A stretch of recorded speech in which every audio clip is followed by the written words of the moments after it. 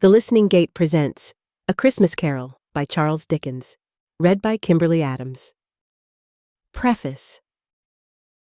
I have endeavored in this ghostly little book to raise the ghost of an idea, which shall not put my readers out of humor with themselves, with each other, with the season, or with me.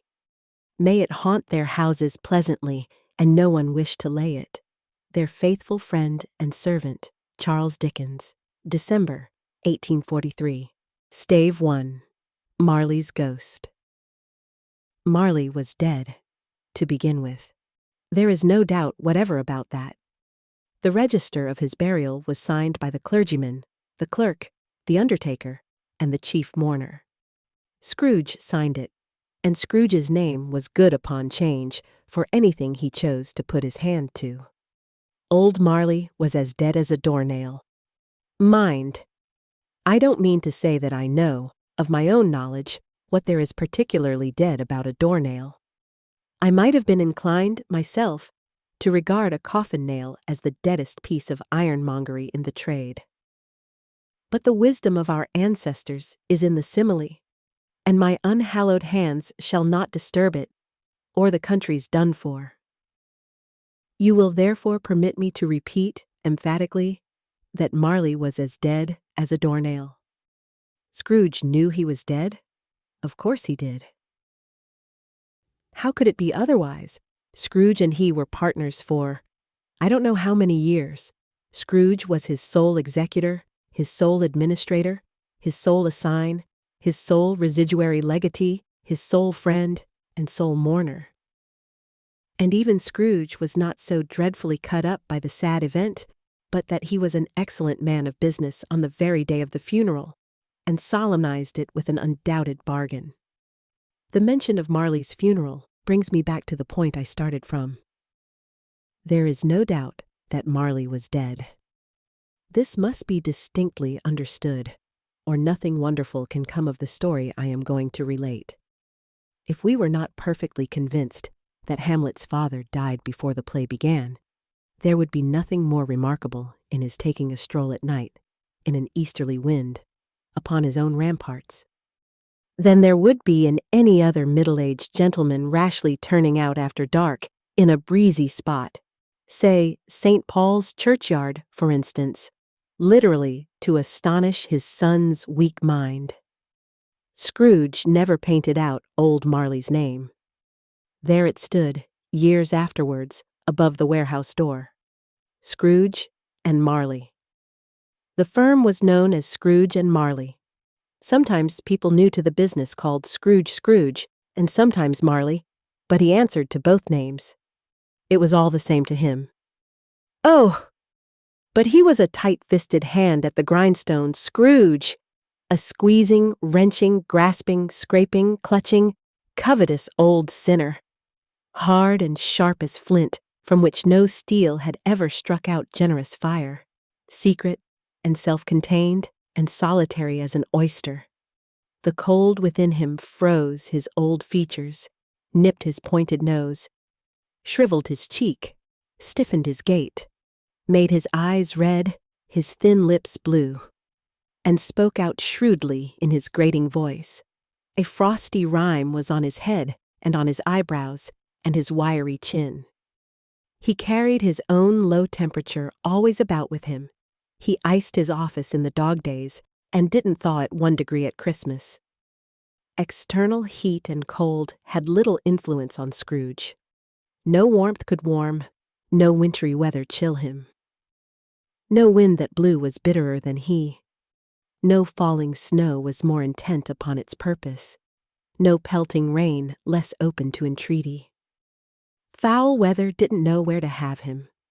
The heaviest rain and snow and hail and sleet could boast of the advantage over him in only one respect. They often came down handsomely, and Scrooge never did. Nobody ever stopped him in the street to say, with gladsome looks, "My dear Scrooge, how are you? When will you come to see me?" No beggars implored him to bestow a trifle. No children asked him what it was o'clock. No man or woman ever once in all his life inquired the way to such and such a place of Scrooge. Even the blind men's dogs appeared to know him, and when they saw him coming on, would tug their owners into doorways and up courts, and then would wag their tails as though they said, "No eye at all is better than an evil eye, dark master." But what did Scrooge care? It was the very thing he liked. To edge his way along the crowded paths of life, warning all human sympathy to keep its distance, was what the knowing ones call nuts to Scrooge. Once upon a time, of all the good days in the year, on Christmas Eve, old Scrooge sat busy in his counting house.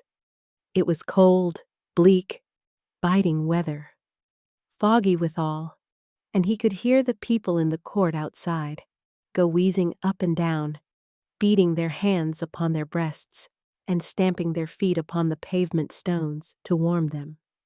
The city clocks had only just gone 3, but it was quite dark already. It had not been light all day, and candles were flaring in the windows of the neighboring offices, like ruddy smears upon the palpable brown air. The fog came pouring in at every chink and keyhole, and was so dense without that although the court was of the narrowest, the houses opposite were mere phantoms. To see the dingy cloud come drooping down, obscuring everything, one might have thought that nature lived hard by, and was brewing on a large scale. The door of Scrooge's counting house was open that he might keep his eye upon his clerk, who, in a dismal little cell beyond, a sort of tank, was copying letters. Scrooge had a very small fire, but the clerk's fire was so very much smaller that it looked like one coal. But he couldn't replenish it, for Scrooge kept the coal box in his own room. And so surely as the clerk came in with the shovel, the master predicted that it would be necessary for them to part.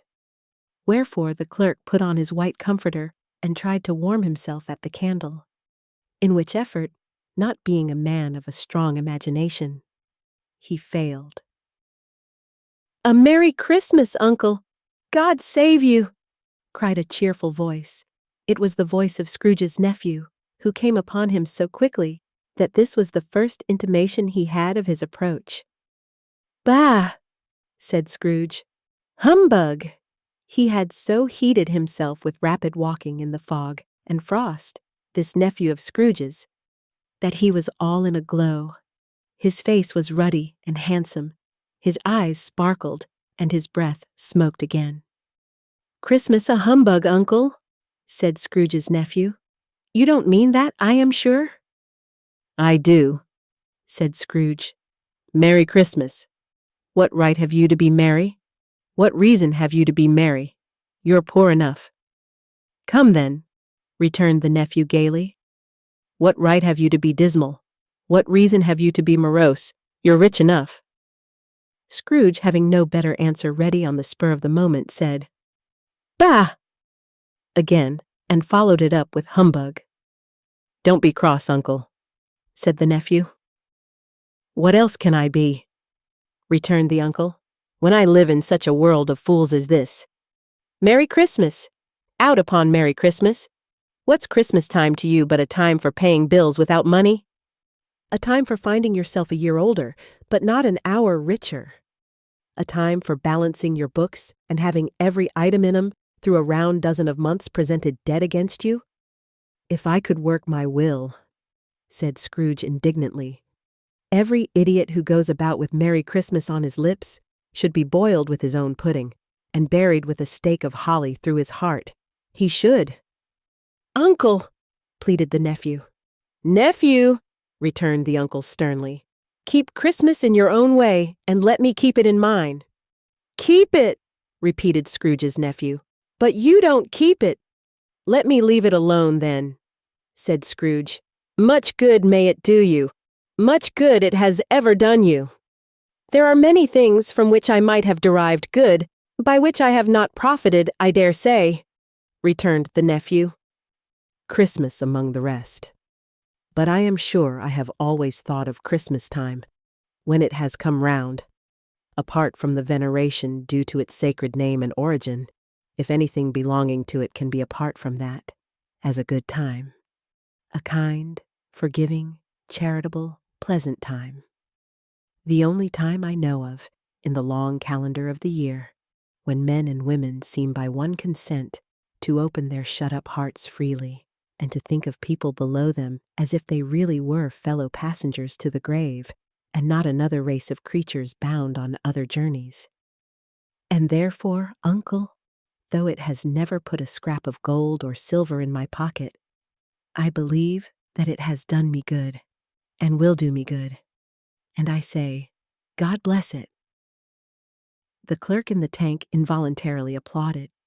Becoming immediately sensible of the impropriety, he poked the fire and extinguished the last frail spark forever.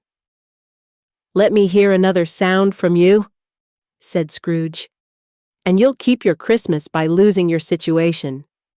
You're quite a powerful speaker, sir," he added, turning to his nephew. "I wonder you don't go into Parliament." "Don't be angry, uncle. Come, dine with us tomorrow." Scrooge said that he would see him. Yes, indeed he did.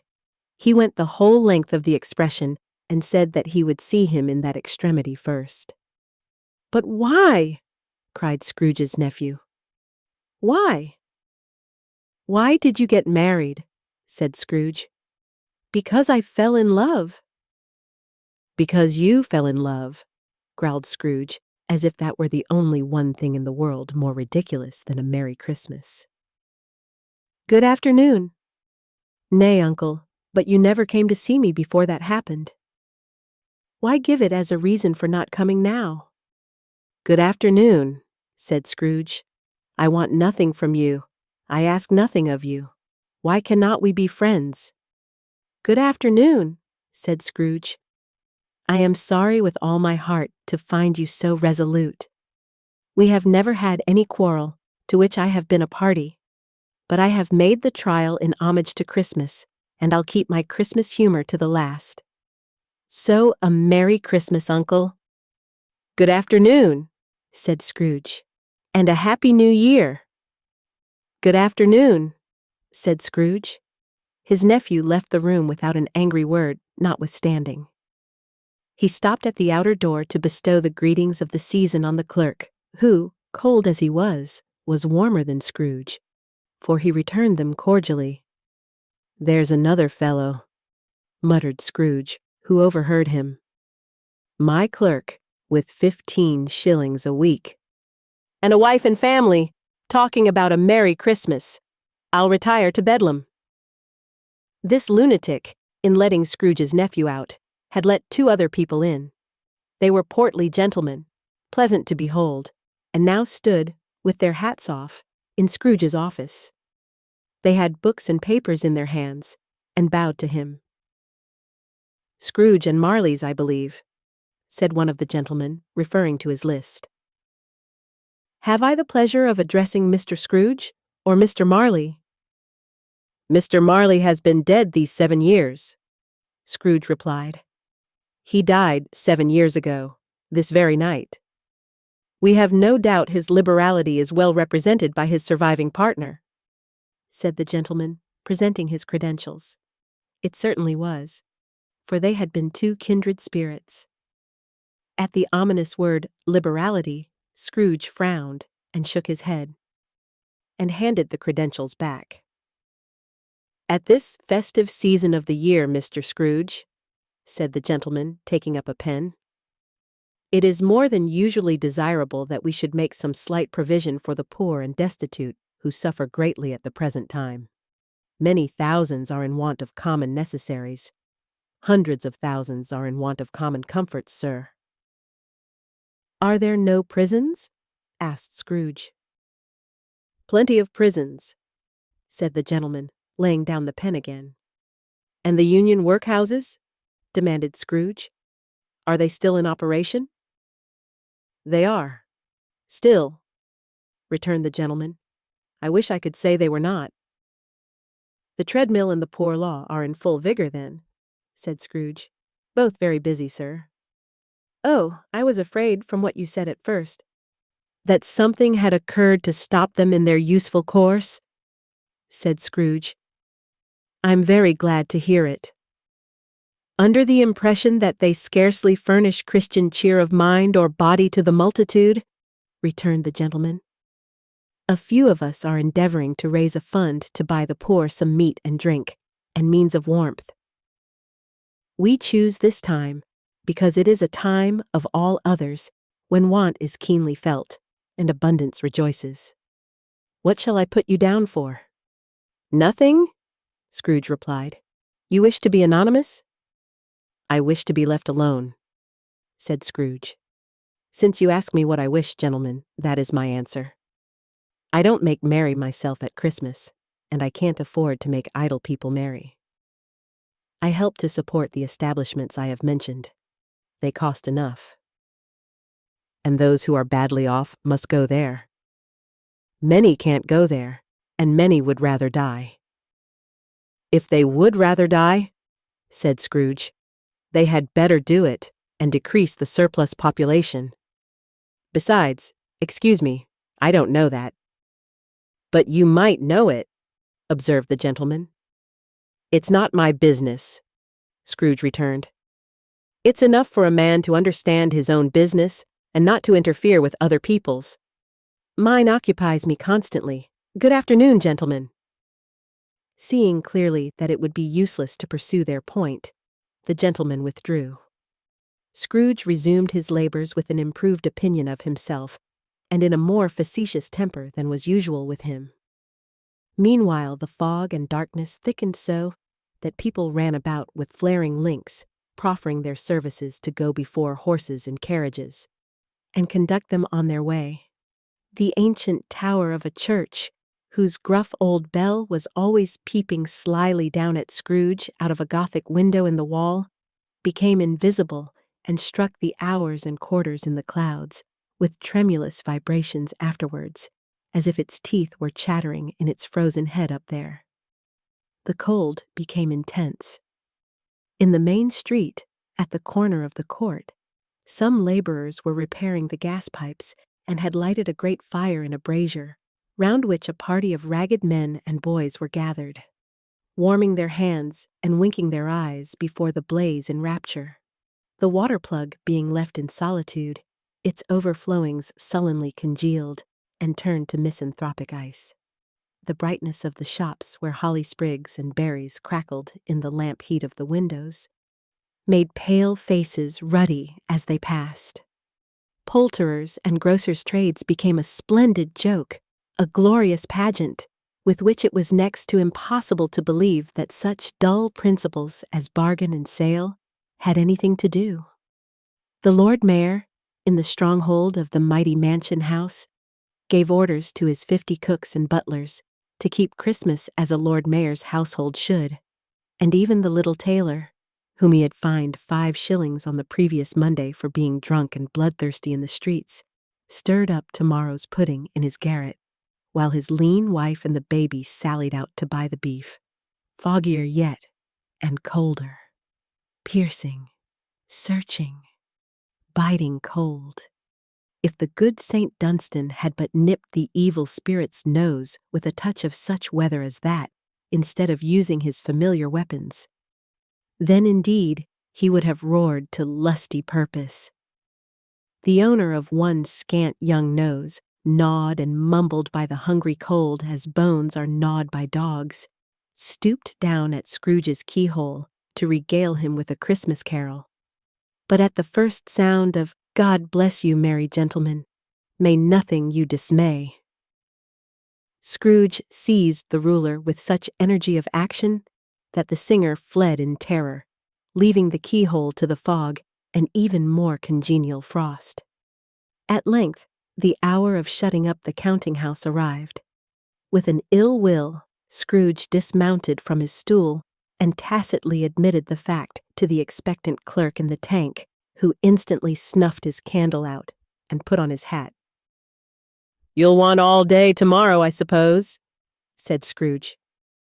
"If quite convenient, sir." "It's not convenient," said Scrooge, "and it's not fair. If I was to stop half a crown for it, you'd think yourself ill-used, I'll be bound?" The clerk smiled faintly. "And yet," said Scrooge. "You don't think me ill-used when I pay a day's wages for no work." The clerk observed that it was only once a year. "A poor excuse for picking a man's pocket every 25th of December," said Scrooge, buttoning his greatcoat to the chin. "But I suppose you must have the whole day. Be here all the earlier next morning." The clerk promised that he would, and Scrooge walked out with a growl. The office was closed in a twinkling, and the clerk, with the long ends of his white comforter dangling below his waist, for he boasted no great coat, went down a slide on Cornhill at the end of a lane of boys 20 times, in honor of its being Christmas Eve, and then ran home to Camden Town as hard as he could pelt to play at blind man's buff. Scrooge took his melancholy dinner in his usual melancholy tavern, and having read all the newspapers and beguiled the rest of the evening with his banker's book, went home to bed. He lived in chambers which had once belonged to his deceased partner. They were a gloomy suite of rooms in a lowering pile of building up a yard, where it had so little business to be, that one could scarcely help fancying it must have run there when it was a young house, playing at hide-and-seek with other houses, and forgotten the way out again. It was old enough now, and dreary enough, for nobody lived in it but Scrooge, the other rooms being all let out as offices. The yard was so dark that even Scrooge, who knew its every stone, was fain to grope with his hands. The fog and frost so hung about the black old gateway of the house that it seemed as if the genius of the weather sat in mournful meditation on the threshold. Now it is a fact that there was nothing at all particular about the knocker on the door, except that it was very large. It is also a fact that Scrooge had seen it night and morning during his whole residence in that place. Also that Scrooge had as little of what is called fancy about him as any man in the city of London, even including, which is a bold word, the corporation, aldermen, and livery. Let it also be borne in mind that Scrooge had not bestowed one thought on Marley since his last mention of his 7 years dead partner that afternoon. And then let any man explain to me, if he can, how it happened that Scrooge, having his key in the lock of the door, saw in the knocker, without its undergoing any intermediate process of change, not a knocker, but Marley's face. Marley's face. It was not in impenetrable shadow as the other objects in the yard were, but had a dismal light about it, like a bad lobster in a dark cellar. It was not angry or ferocious, but looked at Scrooge as Marley used to look, with ghostly spectacles turned up on its ghostly forehead. The hair was curiously stirred, as if by breath or hot air, and though the eyes were wide open, they were perfectly motionless. That, and its livid color, made it horrible, but its horror seemed to be in spite of the face and beyond its control, rather than a part of its own expression. As Scrooge looked fixedly at this phenomenon, it was a knocker again. To say that he was not startled, or that his blood was not conscious of a terrible sensation to which it had been a stranger from infancy, would be untrue. But he put his hand upon the key he had relinquished, turned it sturdily, walked in, and lighted his candle. He did pause with a moment's irresolution before he shut the door, and he did look cautiously behind it first, as if he half expected to be terrified with the sight of Marley's pigtails sticking out into the hall. But there was nothing on the back of the door except the screws and nuts that held the knocker on, so he said, "Pooh, pooh," and closed it with a bang. The sound resounded through the house like thunder. Every room above, and every cask in the wine merchant's cellars below, appeared to have a separate peal of echoes of its own. Scrooge was not a man to be frightened by echoes. He fastened the door and walked across the hall and up the stairs, slowly too, trimming his candle as he went. You may talk vaguely about driving a coach and six up a good old flight of stairs or through a bad young Act of Parliament. But I mean to say you might have got a hearse up that staircase and taken it broadwise with the splinter bar towards the wall and the door towards the balustrades, and done it easy. There was plenty of width for that, and room to spare. Which is perhaps the reason why Scrooge thought he saw a locomotive hearse going on before him in the gloom. Half a dozen gas lamps out of the street wouldn't have lighted the entry too well, so you may suppose that it was pretty dark with Scrooge's dip. Up Scrooge went, not caring a button for that. Darkness is cheap, and Scrooge liked it. But before he shut his heavy door, he walked through his rooms to see that all was right. He had just enough recollection of the face to desire to do that. Sitting room, bedroom, lumber room. All as they should be. Nobody under the table, nobody under the sofa. A small fire in the grate, spoon and basin ready, and the little saucepan of gruel. Scrooge had a cold in his head, upon the hob. Nobody under the bed, nobody in the closet. Nobody in his dressing gown, which was hanging up in a suspicious attitude against the wall. Lumber room as usual. Old fire guard, old shoes, 2 fish baskets, washing stand on 3 legs, and a poker. Quite satisfied, he closed his door and locked himself in. Double locked himself in, which was not his custom.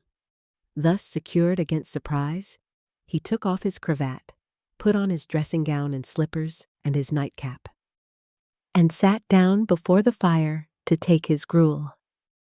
It was a very low fire indeed, nothing on such a bitter night.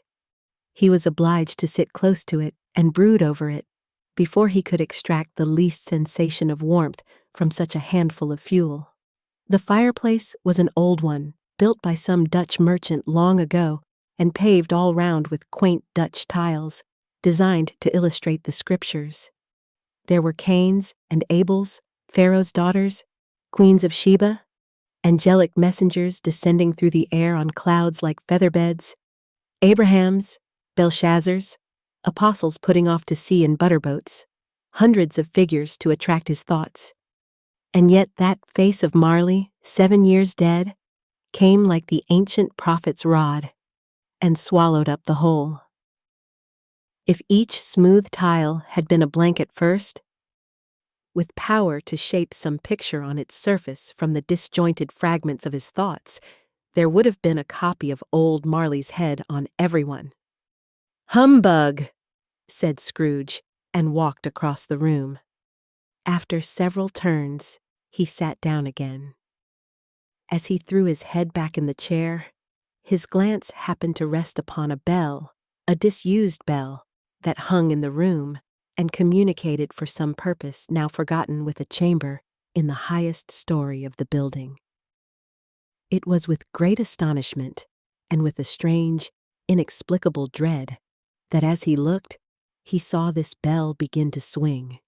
It swung so softly in the outset that it scarcely made a sound, but soon it rang out loudly, and so did every bell in the house. This might have lasted half a minute, or a minute, but it seemed an hour. The bells ceased as they had begun, together. They were succeeded by a clanking noise, deep down below, as if some person were dragging a heavy chain over the casks in the wine merchant's cellar. Scrooge then remembered to have heard that ghosts in haunted houses were described as dragging chains. The cellar door flew open with a booming sound, and then he heard the noise much louder on the floors below, then coming up the stairs, then coming straight towards his door. "It's humbug still," said Scrooge. "I won't believe it." His color changed, though, when without a pause it came on through the heavy door and passed into the room before his eyes. Upon its coming in, the dying flame leaped up, as though it cried, "I know him, Marley's ghost," and fell again. The same face, the very same. Marley in his pigtail, usual waistcoat, tights and boots, the tassels on the latter bristling, like his pigtail and his coat skirts, and the hair upon his head. The chain he drew was clasped about his middle. It was long and wound about him like a tail, and it was made, for Scrooge observed it closely, of cash boxes, keys, padlocks, ledgers, deeds, and heavy purses wrought in steel. His body was transparent, so that Scrooge, observing him and looking through his waistcoat, could see the 2 buttons on his coat behind. Scrooge had often heard it said that Marley had no bowels, but he had never believed it until now. No, nor did he believe it even now, though he looked the phantom through and through and saw it standing before him, though he felt the chilling influence of its death-cold eyes, and marked the very texture of the folded kerchief bound about its head and chin, which wrapper he had not observed before. He was still incredulous and fought against his senses. "How now?" said Scrooge, caustic and cold as ever. "What do you want with me?" "Much," Marley's voice, no doubt about it. "Who are you?" "Ask me who I was." "Who were you then?" said Scrooge, raising his voice. "You're particular for a shade." He was going to say, to a shade, but substituted this, as more appropriate. "In life, I was your partner, Jacob Marley." Can you sit down?"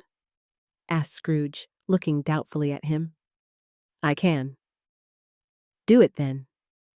Scrooge asked the question because he didn't know whether a ghost so transparent might find himself in a condition to take a chair, and felt that in the event of its being impossible, it might involve the necessity of an embarrassing explanation. But the ghost sat down on the opposite side of the fireplace, as if he were quite used to it. "You don't believe in me," observed the ghost. "I don't," said Scrooge. "What evidence would you have of my reality beyond that of your senses?" "I don't know," said Scrooge. "Why do you doubt your senses?" "Because," said Scrooge, "a little thing affects them. A slight disorder of the stomach makes them cheats. You may be an undigested bit of beef, a blot of mustard, a crumb of cheese, a fragment of an underdone potato. There's more of gravy than of grave about you, whatever you are." Scrooge was not much in the habit of cracking jokes, nor did he feel, in his heart, by any means waggish then. The truth is that he tried to be smart as a means of distracting his own attention and keeping down his terror, for the spectre's voice disturbed the very marrow in his bones. To sit, staring at those fixed, glazed eyes in silence for a moment, would play, Scrooge felt, the very deuce with him.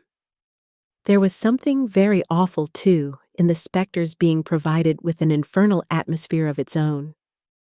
Scrooge could not feel it himself, but this was clearly the case. For though the ghost sat perfectly motionless, its hair and skirts and tassels were still agitated as by the hot vapor from an oven. "You see this toothpick?" said Scrooge, returning quickly to the charge, for the reason just assigned, and wishing, though it were only for a second, to divert the vision's stony gaze from himself. "I do," replied the ghost. "You are not looking at it," said Scrooge. "But I see it," said the ghost, notwithstanding. "Well," returned Scrooge, "I have but to swallow this, and be for the rest of my days persecuted by a legion of goblins, all of my own creation. Humbug, I tell you, humbug!" At this the spirit raised a frightful cry, and shook its chain with such a dismal and appalling noise that Scrooge held on tight to his chair to save himself from falling in a swoon. But how much greater was his horror when the phantom, taking off the bandage round its head, as if it were too warm to wear indoors, its lower jaw dropped down upon its breast. Scrooge fell upon his knees and clasped his hands before his face. "Mercy," he said. "Dreadful apparition, why do you trouble me?" "Man of the worldly mind," replied the ghost, "do you believe in me or not?" "I do," said Scrooge. "I must. But why do spirits walk the earth, and why do they come to me?" "It is required of every man," the ghost returned, "that the spirit within him should walk abroad among his fellow-men, and travel far and wide. And if that spirit goes not forth in life, it is condemned to do so after death. It is doomed to wander through the world. Oh, woe is me! And witness what it cannot share, but might have shared on earth and turned to happiness." Again the spectre raised a cry, and shook its chain, and wrung its shadowy hands. "You are fettered," said Scrooge, trembling. "Tell me why." "I wear the chain I forged in life," replied the ghost. "I made it link by link, and yard by yard. I girded it on of my own free will, and of my own free will I wore it. Is its pattern strange to you?" Scrooge trembled more and more. "Or would you know," pursued the ghost, "the weight and length of the strong coil you bear yourself? It was full as heavy and as long as this 7 Christmas Eves ago. You have labored on it since. It is a ponderous chain." Scrooge glanced about him on the floor, in the expectation of finding himself surrounded by some 50 or 60 fathoms of iron cable, but he could see nothing. "Jacob," he said imploringly. "Old Jacob Marley, tell me more. Speak comfort to me, Jacob." "I have none to give," the ghost replied. "It comes from other regions, Ebenezer Scrooge, and is conveyed by other ministers to other kinds of men. Nor can I tell you what I would. A very little more is all permitted to me. I cannot rest. I cannot stay. I cannot linger anywhere. My spirit never walked beyond our counting house. Mark me, in life my spirit never roved beyond the narrow limits of our money-changing hole, and weary journeys lie before me." It was a habit with Scrooge, whenever he became thoughtful, to put his hands in his breeches pockets. Pondering on what the ghost had said, he did so now, but without lifting up his eyes or getting off his knees. "You must have been very slow about it, Jacob," Scrooge observed in a businesslike manner, though with humility and deference. "Slow," the ghost repeated. "7 years dead," mused Scrooge, "and traveling all the time." "The whole time," said the ghost. "No rest, no peace, incessant torture of remorse." "You travel fast?" said Scrooge. "On the wings of the wind," replied the ghost. "You might have got over a great quantity of ground in 7 years," said Scrooge. The ghost, on hearing this, set up another cry, and clanked its chain so hideously in the dead silence of the night that the ward would have been justified in indicting it for a nuisance. "Oh, captive, bound, and double ironed," cried the phantom.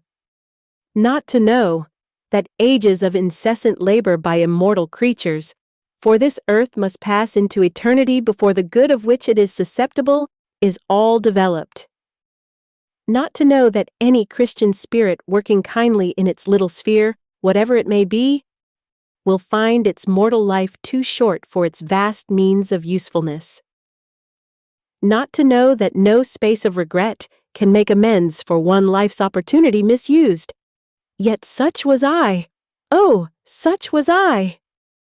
"But you were always a good man of business, Jacob," faltered Scrooge, who now began to apply this to himself. "Business!" cried the ghost, wringing its hands again. "Mankind was my business. The common welfare was my business. Charity, mercy, forbearance, and benevolence were all my business. The dealings of my trade were but a drop of water in the comprehensive ocean of my business." It held up its chain at arm's length, as if that were the cause of all its unavailing grief, and flung it heavily upon the ground again. "At this time of the rolling year," the spectre said, "I suffer most. Why did I walk through crowds of fellow beings with my eyes turned down, and never raise them to that blessed star which led the wise men to a poor abode? Were there no poor homes to which its light would have conducted me? Scrooge was very much dismayed to hear the spectre going on at this rate, and began to quake exceedingly. "Hear me!" cried the ghost. "My time is nearly gone." "I will," said Scrooge, "but don't be hard upon me. Don't be flowery, Jacob. Pray." "How it is that I appear before you in a shape that you can see, I may not tell. I have sat invisible beside you many and many a day. It was not an agreeable idea." Scrooge shivered and wiped the perspiration from his brow. "That is no light part of my penance," pursued the ghost. "I am here tonight to warn you that you have yet a chance and hope of escaping my fate. A chance and hope of my procuring Ebenezer." "You were always a good friend to me," said Scrooge. "Thank ye." "You will be haunted," resumed the ghost, "by 3 spirits. Scrooge's countenance fell almost as low as the ghost's had done. "Is that the chance and hope you mentioned, Jacob?" he demanded in a faltering voice.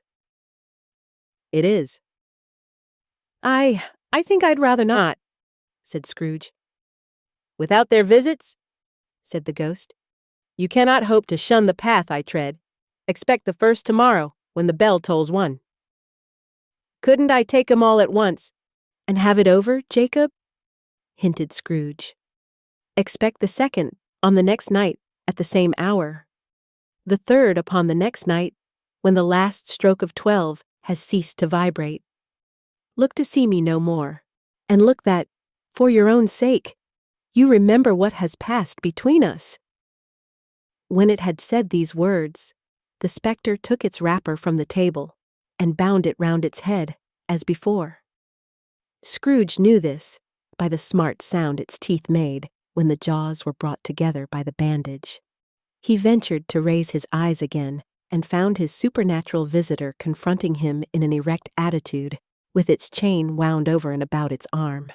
The apparition walked backward from him, and at every step it took, the window raised itself a little, so that when the spectre reached it, it was wide open. It beckoned Scrooge to approach, which he did. When they were within 2 paces of each other, Marley's ghost held up its hand, warning him to come no nearer. Scrooge stopped, not so much in obedience as in surprise and fear, for on the raising of the hand, he became sensible of confused noises in the air. Incoherent sounds of lamentation and regret, wailings inexpressibly sorrowful and self-accusatory. The spectre, after listening for a moment, joined in the mournful dirge, and floated out upon the bleak, dark night. Scrooge followed to the window, desperate in his curiosity. He looked out. The air was filled with phantoms, wandering hither and thither in restless haste, and moaning as they went. Every one of them wore chains like Marley's ghost.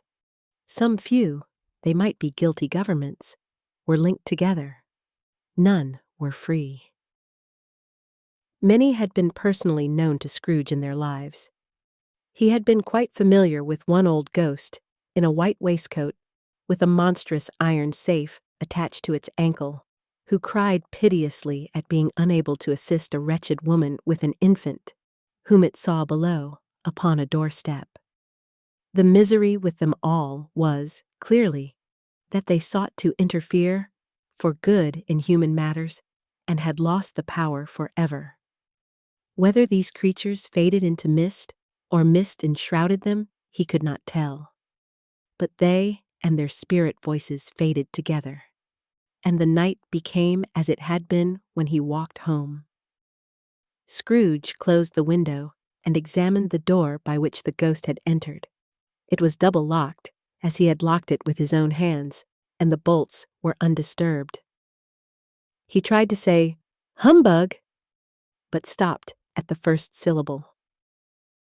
And being, from the emotion he had undergone, or the fatigues of the day, or his glimpse of the invisible world, or the dull conversation of the ghost, or the lateness of the hour, much in need of repose, went straight to bed without undressing, and fell asleep upon the instant, Stave 2. The first of the three spirits. When Scrooge awoke, it was so dark that looking out of bed, he could scarcely distinguish the transparent window from the opaque walls of his chamber. He was endeavoring to pierce the darkness with his ferret eyes when the chimes of a neighboring church struck the 4 quarters. So he listened for the hour. To his great astonishment, the heavy bell went on from 6 to 7, and from 7 to 8, and regularly up to 12, then stopped. 12! It was past 2 when he went to bed. The clock was wrong. An icicle must have got into the works. 12! He touched the spring of his repeater to correct this most preposterous clock. Its rapid little pulse beat 12, and stopped. "Why, it isn't possible," said Scrooge, "that I can have slept through a whole day and far into another night. It isn't possible that anything has happened to the sun, and this is 12 at noon." The idea being an alarming one, he scrambled out of bed and groped his way to the window. He was obliged to rub the frost off with the sleeve of his dressing gown before he could see anything, and could see very little then. All he could make out was that it was still very foggy and extremely cold, and that there was no noise of people running to and fro and making a great stir, as there unquestionably would have been if night had beaten off bright day and taken possession of the world. This was a great relief, because 3 days after sight of this first of exchange pay to Mr. Ebenezer Scrooge or his order, and so forth, would have become a mere United States security if there were no days to count by. Scrooge went to bed again and thought, and thought, and thought it over and over and over, and could make nothing of it. The more he thought, the more perplexed he was, and the more he endeavored not to think, the more he thought. Marley's ghost bothered him exceedingly. Every time he resolved within himself, after mature inquiry, that it was all a dream, his mind flew back again, like a strong spring released, to its first position, and presented the same problem to be worked all through. Was it a dream or not? Scrooge lay in this state until the chime had gone 3 quarters more, when he remembered, on a sudden, that the ghost had warned him of a visitation when the bell tolled 1. He resolved to lie awake until the hour was past, and considering that he could no more go to sleep than go to heaven, this was perhaps the wisest resolution in his power. The quarter was so long that he was more than once convinced he must have sunk into a doze unconsciously and missed the clock. At length it broke upon his listening ear. Ding, dong. "A quarter past," said Scrooge, counting. "Ding, dong." "Half past," said Scrooge. "Ding, dong." "A quarter to it," said Scrooge. "Ding, dong." "The hour itself," said Scrooge, triumphantly, "and nothing else." He spoke before the hour bell sounded, which it now did with a deep, dull, hollow, melancholy one. Light flashed up in the room upon the instant, and the curtains of his bed were drawn. The curtains of his bed were drawn aside, I tell you, by a hand. Not the curtains at his feet, nor the curtains at his back, but those to which his face was addressed. The curtains of his bed were drawn aside, and Scrooge, starting up into a half-recumbent attitude, found himself face to face with the unearthly visitor who drew them, as close to it as I am now to you, and I am standing in the spirit at your elbow. It was a strange figure, like a child, yet not so like a child as like an old man, viewed through some supernatural medium, which gave him the appearance of having receded from the view and being diminished to a child's proportions. Its hair, which hung about its neck and down its back, was white as if with age, and yet the face had not a wrinkle in it, and the tenderest bloom was on the skin. The arms were very long and muscular, the hands the same, as if its hold were of uncommon strength. Its legs and feet, most delicately formed, were, like those upper members, bare.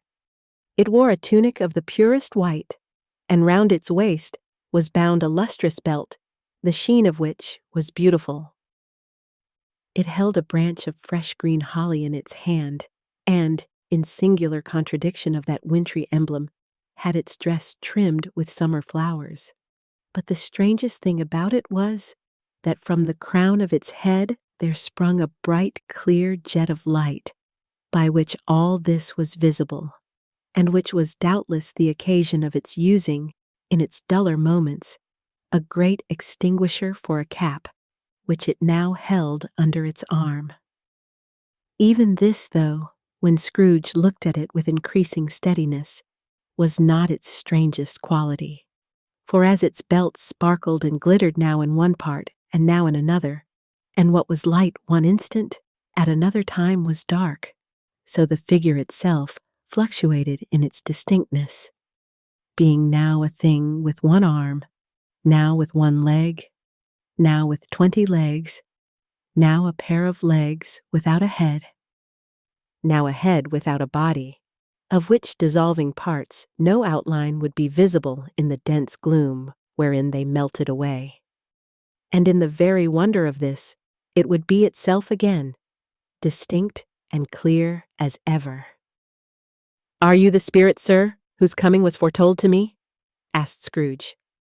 "I am." The voice was soft and gentle, singularly low, as if instead of being so close beside him, it were at a distance. "Who and what are you?" Scrooge demanded.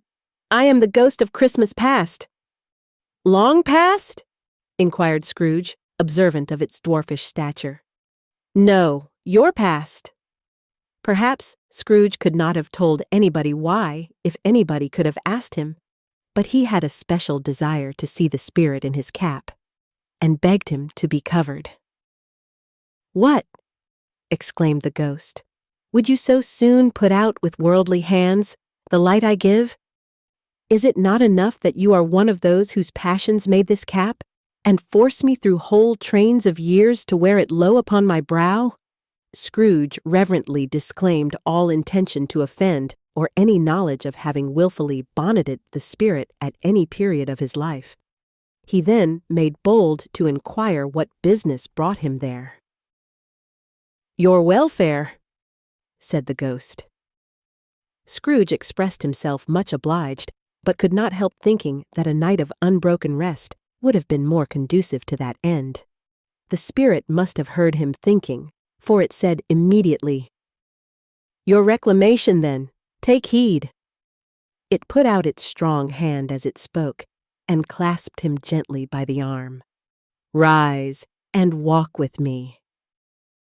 It would have been in vain for Scrooge to plead that the weather and the hour were not adapted to pedestrian purposes. That bed was warm, and the thermometer a long way below freezing, that he was clad but lightly in his slippers, dressing gown, and nightcap, and that he had a cold upon him at that time. The grasp, though gentle as a woman's hand, was not to be resisted. He rose, but finding that the spirit made towards the window, clasped his robe in supplication. "I am a mortal," Scrooge remonstrated, "and liable to fall." "Bear but a touch of my hand there," said the spirit, laying it upon his heart, "and you shall be upheld in more than this."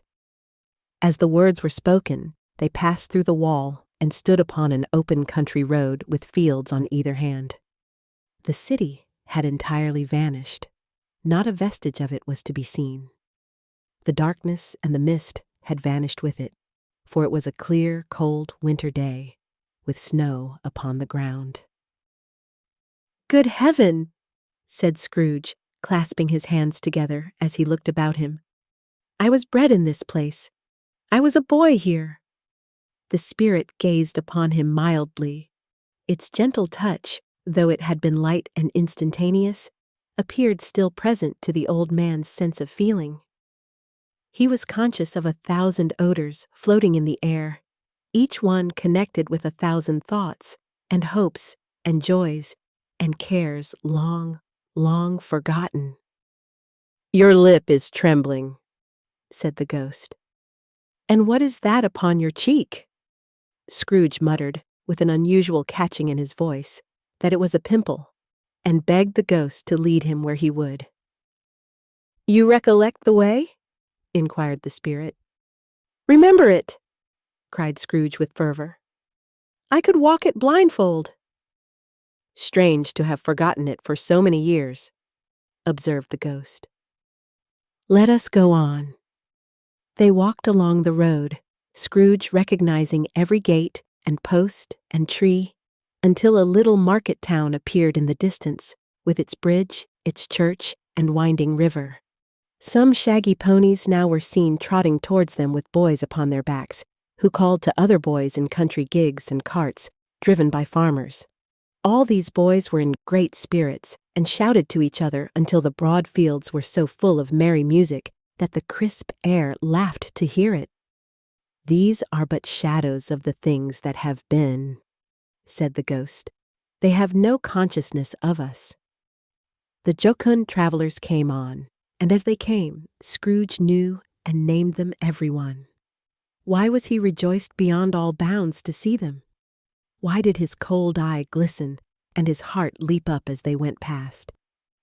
Why was he filled with gladness when he heard them give each other Merry Christmas as they parted at crossroads and byways for their several homes?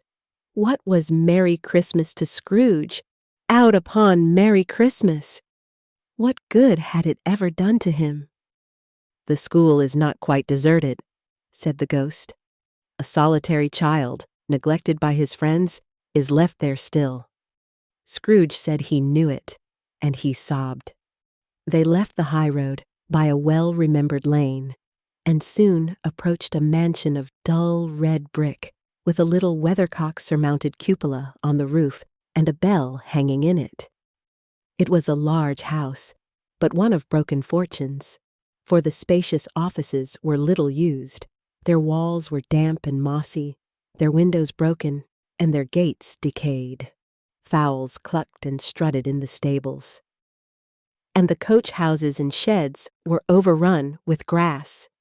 Nor was it more retentive of its ancient state within, for entering the dreary hall and glancing through the open doors of many rooms, they found them poorly furnished, cold, and vast. There was an earthy savor in the air, a chilly bareness in the place, which associated itself somehow with too much getting up by candlelight and not too much to eat. They went, the ghost and Scrooge, across the hall to a door at the back of the house. It opened before them and disclosed a long, bare, melancholy room, made barer still by lines of plain deal forms and desks. At one of these, a lonely boy was reading near a feeble fire, and Scrooge sat down upon a form and wept to see his poor forgotten self as he used to be. Not a latent echo in the house, not a squeak and scuffle from the mice behind the paneling, not a drip from the half-thawed waterspout in the dull yard behind, not a sigh among the leafless boughs of one despondent poplar, not the idle swinging of an empty storehouse door. No, not a clicking in the fire, but fell upon the heart of Scrooge with a softening influence, and gave a freer passage to his tears. The spirit touched him on the arm, and pointed to his younger self, intent upon his reading. Suddenly, a man in foreign garments, wonderfully real and distinct to look at, stood outside the window with an axe stuck in his belt, and leading by the bridle an ass laden with wood. "Why, it's Ali Baba!" Scrooge exclaimed in ecstasy. "It's dear old honest Ali Baba. Yes, I know. One Christmas time, when yonder solitary child was left here all alone, he did come. For the first time, just like that. Poor boy. And Valentine," said Scrooge, "and his wild brother Orson. There they go. And what's his name, who was put down in his drawers, asleep at the gate of Damascus? Don't you see him? And the Sultan's groom turned upside down by the genie. There he is upon his head. Serve him right. I'm glad of it. What business had he to be married to the princess?" To hear Scrooge expending all the earnestness of his nature on such subjects, in a most extraordinary voice between laughing and crying, and to see his heightened and excited face, would have been a surprise to his business friends in the city, indeed. "There's the parrot!" cried Scrooge. "Green body and yellow tail, with a thing like a lettuce growing out of the top of his head. There he is. Poor Robin Crusoe, he called him, when he came home again after sailing round the island. Poor Robin Crusoe, where have you been, Robin Crusoe?" The man thought he was dreaming, but he wasn't. It was the parrot, you know. There goes Friday, running for his life to the little creek. Hello! Hoop! Hello! Then, with a rapidity of transition very foreign to his usual character, he said, in pity for his former self, "Poor boy," and cried again. "I wish," Scrooge muttered, putting his hand in his pocket and looking about him after drying his eyes with his cuff. "But it's too late now." "What is the matter?" asked the spirit. "Nothing," said Scrooge. "Nothing. There was a boy singing a Christmas carol at my door last night. I should like to have given him something, that's all." The ghost smiled thoughtfully and waved its hand, saying as it did so, "Let us see another Christmas." Scrooge's former self grew larger at the words, and the room became a little darker and more dirty. The panels shrunk, the windows cracked. Fragments of plaster fell out of the ceiling, and the naked laths were shown instead. But how all this was brought about, Scrooge knew no more than you do. He only knew that it was quite correct, that everything had happened so, that there he was, alone again, when all the other boys had gone home for the jolly holidays. He was not reading now, but walking up and down despairingly. Scrooge looked at the ghost, and with a mournful shaking of his head, glanced anxiously towards the door. It opened, and a little girl, much younger than the boy, came darting in, and putting her arms about his neck, and often kissing him, addressed him as her dear, dear brother. "I have come to bring you home, dear brother," said the child, clapping her tiny hands and bending down to laugh. "To bring you home, home, home." "Home, little Fan?" returned the boy. "Yes," said the child, brimful of glee. "Home, for good and all, home for ever and ever. Father is so much kinder than he used to be that home's like heaven.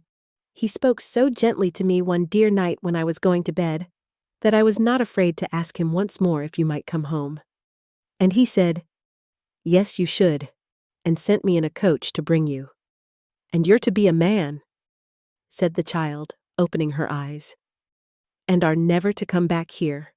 But first, we're to be together all the Christmas long and have the merriest time in all the world." "You are quite a woman, little Fan," exclaimed the boy. She clapped her hands and laughed, and tried to touch his head, but being too little, laughed again and stood on tiptoe to embrace him. Then she began to drag him, in her childish eagerness, towards the door, and he, nothing loth to go, accompanied her. A terrible voice in the hall cried, "Bring down Master Scrooge's box there!" And in the hall appeared the schoolmaster himself, who glared on Master Scrooge with a ferocious condescension, and threw him into a dreadful state of mind by shaking hands with him. He then conveyed him and his sister into the veriest old well of a shivering best parlor that ever was seen, where the maps upon the wall and the celestial and terrestrial globes in the windows were waxy with cold. Here he produced a decanter of curiously light wine and a block of curiously heavy cake, and administered installments of those dainties to the young people, at the same time sending out a meager servant to offer a glass of something to the postboy, who answered that he thanked the gentleman, but if it was the same tap as he had tasted before, he had rather not. Master Scrooge's trunk being by this time tied on to the top of the chaise, the children bade the schoolmaster good-bye right willingly, and getting into it, drove gaily down the garden sweep, the quick wheels dashing the hoar frost and snow from off the dark leaves of the evergreens like spray. "Always a delicate creature, whom a breath might have withered," said the ghost. "But she had a large heart." "So she had," cried Scrooge. "You're right. I will not gainsay it, spirit. God forbid." "She died a woman," said the ghost, "and had, as I think, children." "One child," Scrooge returned. "True," said the ghost. "Your nephew." Scrooge seemed uneasy in his mind, and answered briefly, "Yes." Although they had but that moment left the school behind them, they were now in the busy thoroughfares of a city where shadowy passengers passed and repassed, where shadowy carts and coaches battled for the way, and all the strife and tumult of a real city were. It was made plain enough by the dressing of the shops that here too it was Christmas time again. But it was evening, and the streets were lighted up. The ghost stopped at a certain warehouse door, and asked Scrooge if he knew it. "Know it?" said Scrooge. "Was I apprenticed here?" They went in, at sight of an old gentleman in a Welsh wig, sitting behind such a high desk, that if he had been 2 inches taller, he must have knocked his head against the ceiling. Scrooge cried in great excitement, "Why, it's old Fezziwig! Bless his heart! It's Fezziwig alive again." Old Fezziwig laid down his pen and looked up at the clock, which pointed to the hour of 7. He rubbed his hands, adjusted his capacious waistcoat, laughed all over himself, from his shoes to his organ of benevolence, and called out in a comfortable, oily, rich, fat, jovial voice, "Yo-ho there, Ebenezer, Dick." Scrooge's former self, now grown a young man, came briskly in, accompanied by his fellow prentice. "Dick Wilkins, to be sure?" said Scrooge to the ghost. "Bless me, yes. There he is. He was very much attached to me, was Dick. Poor Dick. Dear, dear." "Yo-ho, my boys," said Fezziwig. "No more work tonight. Christmas Eve, Dick. Christmas. Ebenezer, let's have the shutters up," cried old Fezziwig, with a sharp clap of his hands, "before a man can say Jack Robinson." You wouldn't believe how those two fellows went at it. They charged into the street with the shutters. 1, 2, 3, had 'em up in their places. 4, 5, 6, barred 'em and pinned 'em. 7, 8, 9, and came back before you could have got to 12, panting like racehorses. "Hilly-ho!" cried old Fezziwig, skipping down from the high desk with wonderful agility. "Clear away, my lads, and let's have lots of room here. Hilly-ho, Dick! Cheer up, Ebenezer! Clear away!" There was nothing they wouldn't have cleared away, or couldn't have cleared away, with old Fezziwig looking on. It was done in a minute. Every movable was packed off, as if it were dismissed from public life for evermore. The floor was swept and watered, the lamps were trimmed, fuel was heaped upon the fire, and the warehouse was as snug and warm and dry and bright a ballroom as you would desire to see upon a winter's night. In came a fiddler with a music book, and went up to the lofty desk, and made an orchestra of it, and tuned like 50 stomach aches. In came Mrs. Fezziwig, one vast substantial smile. In came the 3 Miss Fezziwigs, beaming and lovable. In came the 6 young followers whose hearts they broke. In came all the young men and women employed in the business. In came the housemaid with her cousin, the baker. In came the cook with her brother's particular friend, the milkman. In came the boy from over the way, who was suspected of not having board enough from his master, trying to hide himself behind the girl from next door but one, who was proved to have had her ears pulled by her mistress. In they all came, one after another, some shyly, some boldly, some gracefully, some awkwardly, some pushing, some pulling. In they all came, anyhow and everyhow. Away they all went, 20 couple at once, hands half round and back again the other way, down the middle and up again, round and round in various stages of affectionate grouping. Old top couple always turning up in the wrong place. New top couple starting off again as soon as they got there. All top couples at last, and not a bottom one to help them. When this result was brought about, old Fezziwig, clapping his hands to stop the dance, cried out, "Well done!" And the fiddler plunged his hot face into a pot of porter, especially provided for that purpose. But scorning rest, upon his reappearance, he instantly began again, though there were no dancers yet, as if the other fiddler had been carried home, exhausted, on a shutter, and he were a brand new man resolved to beat him out of sight or perish.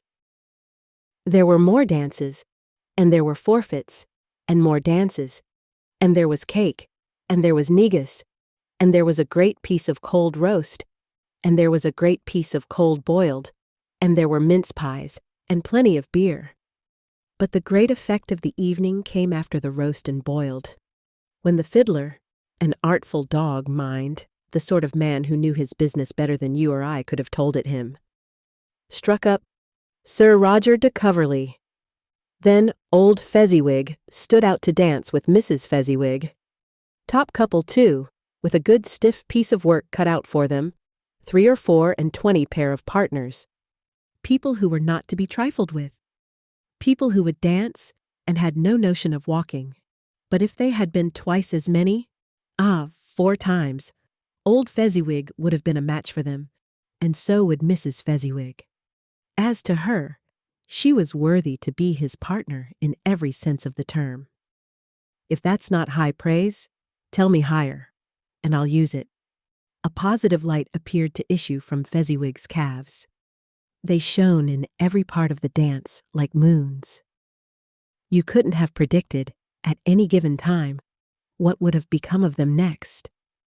And when old Fezziwig and Mrs. Fezziwig had gone all through the dance, advance and retire, both hands to your partner, bow and curtsy, corkscrew, thread the needle, and back again to your place. Fezziwig cut so deftly that he appeared to wink with his legs, and came upon his feet again without a stagger. When the clock struck 11, this domestic ball broke up. Mr. and Mrs. Fezziwig took their stations, one on either side of the door, and shaking hands with every person individually as he or she went out, wished him or her a Merry Christmas. When everybody had retired but the 2 prentices, they did the same to them, and thus the cheerful voices died away, and the lads were left to their beds, which were under a counter in the back shop. During the whole of this time, Scrooge had acted like a man out of his wits. His heart and soul were in the scene, and with his former self. He corroborated everything, remembered everything, enjoyed everything, and underwent the strangest agitation. It was not until now, when the bright faces of his former self and Dick were turned from them, that he remembered the ghost and became conscious that it was looking full upon him while the light upon its head burnt very clear. "A small matter," said the ghost, "to make these silly folks so full of gratitude." "Small?" echoed Scrooge. The spirit signed to him to listen to the 2 apprentices, who were pouring out their hearts in praise of Fezziwig, and when he had done so, said, "Why, is it not? He has spent but a few pounds of your mortal money? 3 or 4, perhaps? Is that so much that he deserves this praise?" "It isn't that," said Scrooge, heated by the remark, and speaking unconsciously like his former, not his latter, self. "It isn't that, spirit. He has the power to render us happy or unhappy, to make our service light or burdensome, a pleasure or a toil. Say that his power lies in words and looks, in things so slight and insignificant that it is impossible to add and count 'em up. What then? The happiness he gives is quite as great as if it cost a fortune." He felt the spirit's glance and stopped. "What is the matter?" asked the ghost. Nothing particular, said Scrooge. Something, I think, the ghost insisted. No, said Scrooge. No. I should like to be able to say a word or two to my clerk just now. That's all. His former self turned down the lamps as he gave utterance to the wish, and Scrooge and the ghost again stood side by side in the open air. My time grows short, observed the spirit. Quick. This was not addressed to Scrooge or to anyone whom he could see, but it produced an immediate effect. For again, Scrooge saw himself. He was older now, a man in the prime of life. His face had not the harsh and rigid lines of later years, but it had begun to wear the signs of care and avarice. There was an eager, greedy, restless motion in the eye, which showed the passion that had taken root, and where the shadow of the growing tree would fall. He was not alone, but sat by the side of a fair young girl in a mourning dress, in whose eyes there were tears, which sparkled in the light that shone out of the ghost of Christmas past. It matters little, she said softly. To you, very little. Another idol has displaced me, and if it can cheer and comfort you in time to come, as I would have tried to do, I have no just cause to grieve. What idol has displaced you? He rejoined. A golden one. This is the even-handed dealing of the world, he said. There is nothing on which it is so hard as poverty, and there is nothing it professes to condemn with such severity as the pursuit of wealth. You fear the world too much, she answered gently. All your other hopes have merged into the hope of being beyond the chance of its sordid reproach. I have seen your nobler aspirations fall off one by one until the master passion, gain, engrosses you. Have I not? What then? He retorted. Even if I have grown so much wiser, what then? I am not changed towards you. She shook her head. Am I? Our contract is an old one. It was made when we were both poor and content to be so, until, in good season, we could improve our worldly fortune by our patient industry. You are changed. When it was made, you were another man. I was a boy, he said impatiently. Your own feeling tells you that you are not what you are, she returned. I am. That which promised happiness when we were one in heart is fraught with misery now that we are two. How often and how keenly I have thought of this, I will not say. It is enough that I have thought of it and can release you. Have I ever sought release? In words, no, never. In what then? In a changed nature, in an altered spirit, in another atmosphere of life, another hope as its great end, in everything that made my love of any worth or value in your sight. If this had never been between us, said the girl, looking mildly but with steadiness upon him, tell me, would you seek me out and try to win me now? Ah, no. He seemed to yield to the justice of this supposition, in spite of himself. But he said with a struggle, You think not. I would gladly think otherwise if I could, she answered. Heaven knows. When I have learned a truth like this, I know how strong and irresistible it must be. But if you were free today, tomorrow, yesterday, can even I believe that you would choose a dowerless girl? You who, in your very confidence with her, weigh everything by gain. Or choosing her, if for a moment you were false enough to your one guiding principle to do so, do I not know that your repentance and regret would surely follow? I do, and I release you, with a full heart, for the love of him you once were. He was about to speak, but with her head turned from him, she resumed. You may, the memory of what is past half makes me hope you will, have pain in this. A very, very brief time, and you will dismiss the recollection of it gladly. as an unprofitable dream, from which it happened well that you awoke. May you be happy in the life you have chosen. She left him, and they parted. Spirit, said Scrooge, show me no more. Conduct me home. Why do you delight to torture me? One shadow more, exclaimed the ghost. No more, cried Scrooge. No more. I don't wish to see it. Show me no more. But the relentless ghost pinioned him in both his arms and forced him to observe what happened next. They were in another scene and place, a room not very large or handsome, but full of comfort. Near to the winter fire sat a beautiful young girl, so like that last that Scrooge believed it was the same, until he saw her, now a comely matron, sitting opposite her daughter.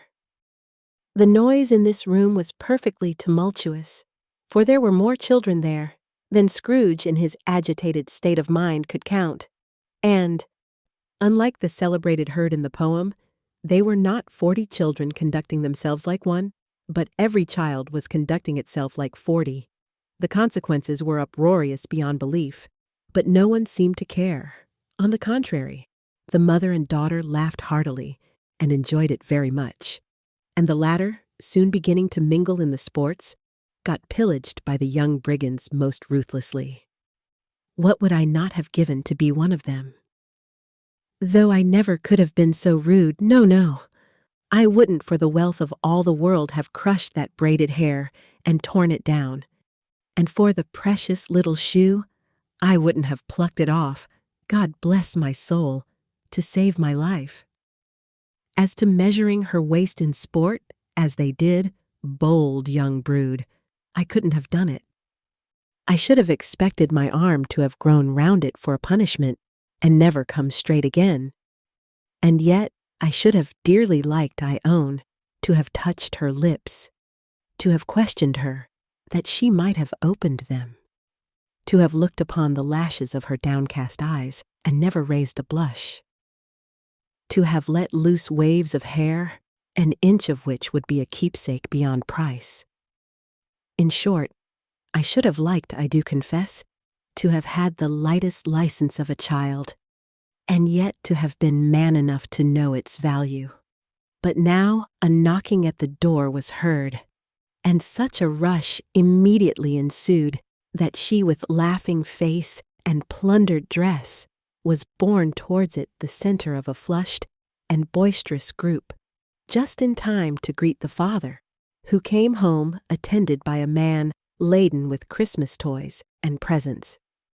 Then the shouting and the struggling and the onslaught that was made on the defenseless porter, the scaling him with chairs for ladders to dive into his pockets, despoil him of brown paper parcels, hold on tight by his cravat, hug him round his neck, pommel his back, and kick his legs in irrepressible affection.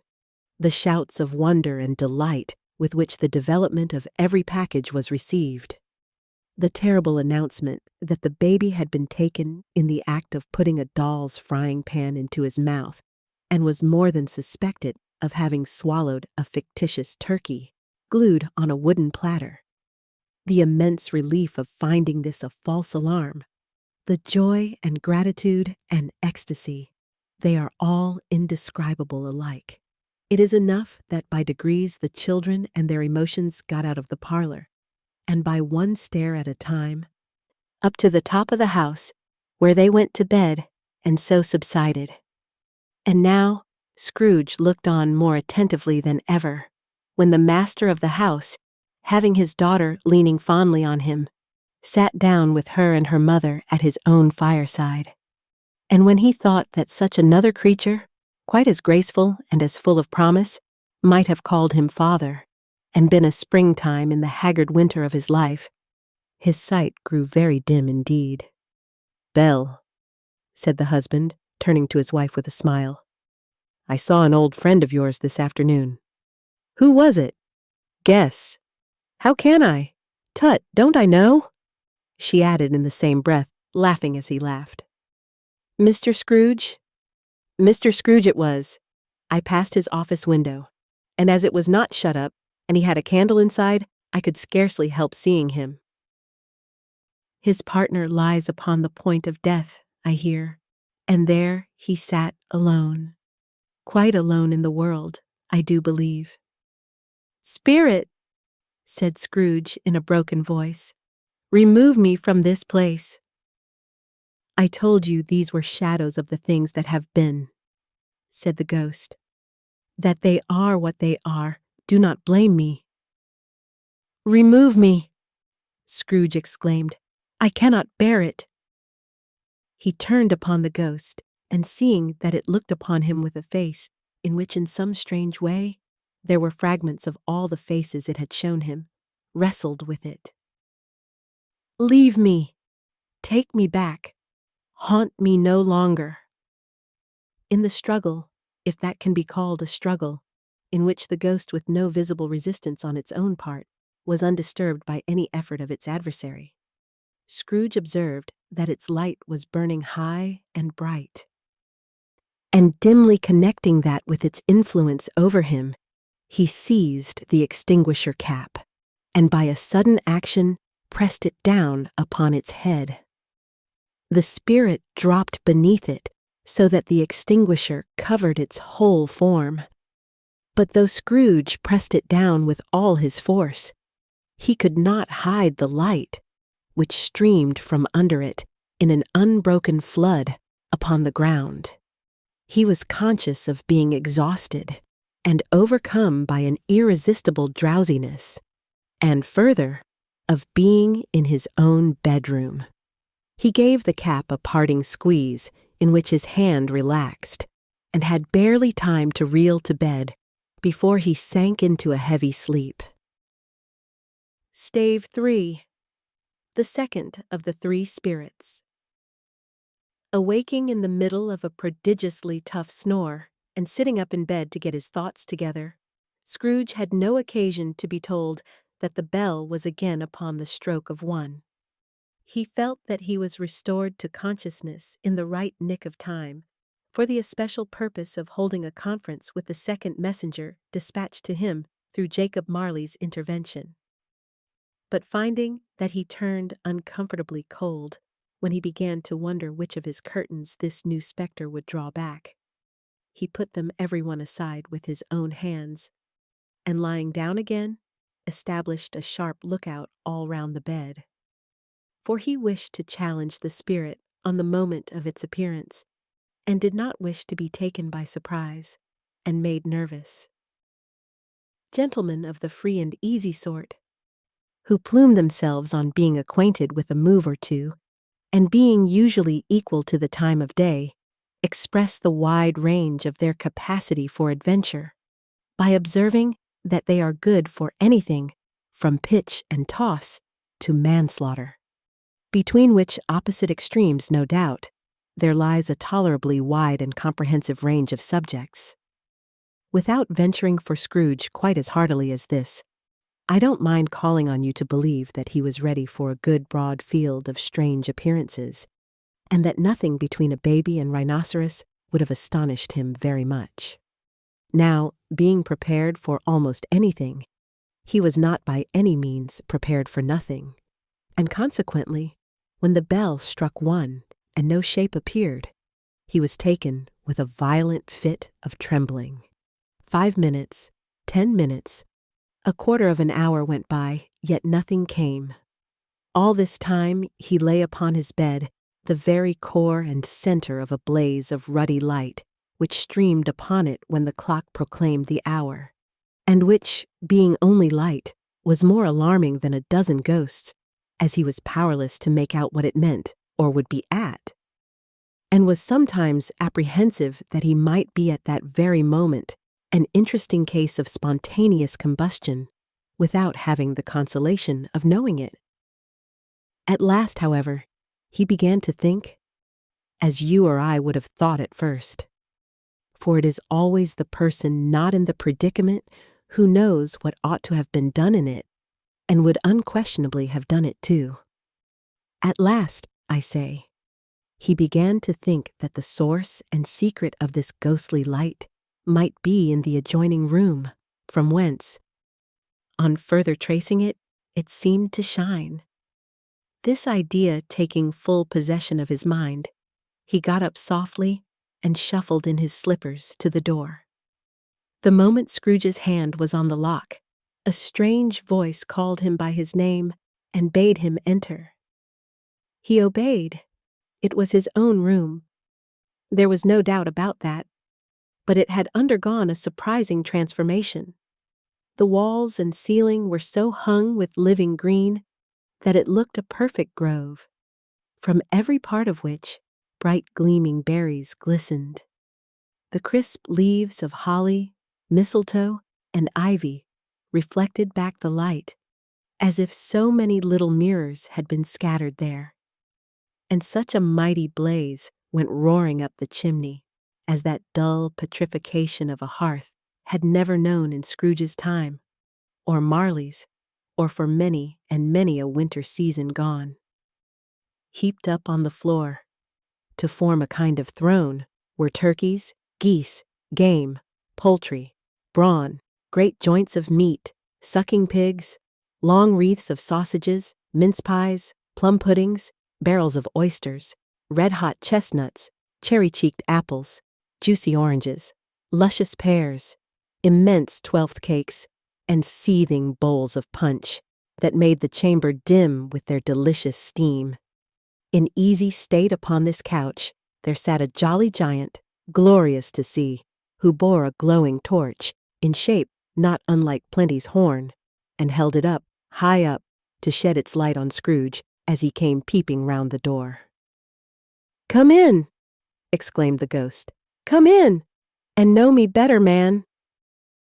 Scrooge entered timidly and hung his head before this spirit. He was not the dogged Scrooge he had been, and though the spirit's eyes were clear and kind, he did not like to meet them. "I am the ghost of Christmas present," said the spirit. "Look upon me." Scrooge reverently did so. It was clothed in one simple green robe, or mantle, bordered with white fur. This garment hung so loosely on the figure that its capacious breast was bare, as if disdaining to be warded or concealed by any artifice. Its feet, observable beneath the ample folds of the garment, were also bare, and on its head it wore no other covering than a holly wreath, set here and there with shining icicles. Its dark brown curls were long and free as its genial face, its sparkling eye, its open hand, its cheery voice, its unconstrained demeanor, and its joyful air. Girded round its middle was an antique scabbard, but no sword was in it, and the ancient sheath was eaten up with rust. "You have never seen the like of me before," exclaimed the spirit. "Never," Scrooge made answer to it. "Have never walked forth with the younger members of my family, meaning, for I am very young, my elder brothers born in these later years?" pursued the phantom. "I don't think I have," said Scrooge. "I am afraid I have not. Have you had many brothers, spirit?" "More than 1,800, said the ghost. "A tremendous family to provide for," muttered Scrooge. The ghost of Christmas present rose. "Spirit," said Scrooge submissively, "conduct me where you will. I went forth last night on compulsion, and I learnt a lesson which is working now. Tonight, if you have aught to teach me, let me profit by it." "Touch my robe." Scrooge did as he was told, and held it fast. Holly, mistletoe, red berries, ivy, turkeys, geese, game, poultry, brawn, meat, pigs, sausages, oysters, pies, puddings, fruit, and punch. All vanished instantly. So did the room, the fire, the ruddy glow, the hour of night, and they stood in the city streets on Christmas morning, where, for the weather was severe, the people made a rough but brisk and not unpleasant kind of music, in scraping the snow from the pavement in front of their dwellings and from the tops of their houses, whence it was mad delight to the boys to see it come plumping down into the road below and splitting into artificial little snowstorms. The house fronts looked black enough, and the windows blacker, contrasting with the smooth white sheet of snow upon the roofs, and with the dirtier snow upon the ground, which last deposit had been plowed up in deep furrows by the heavy wheels of carts and wagons.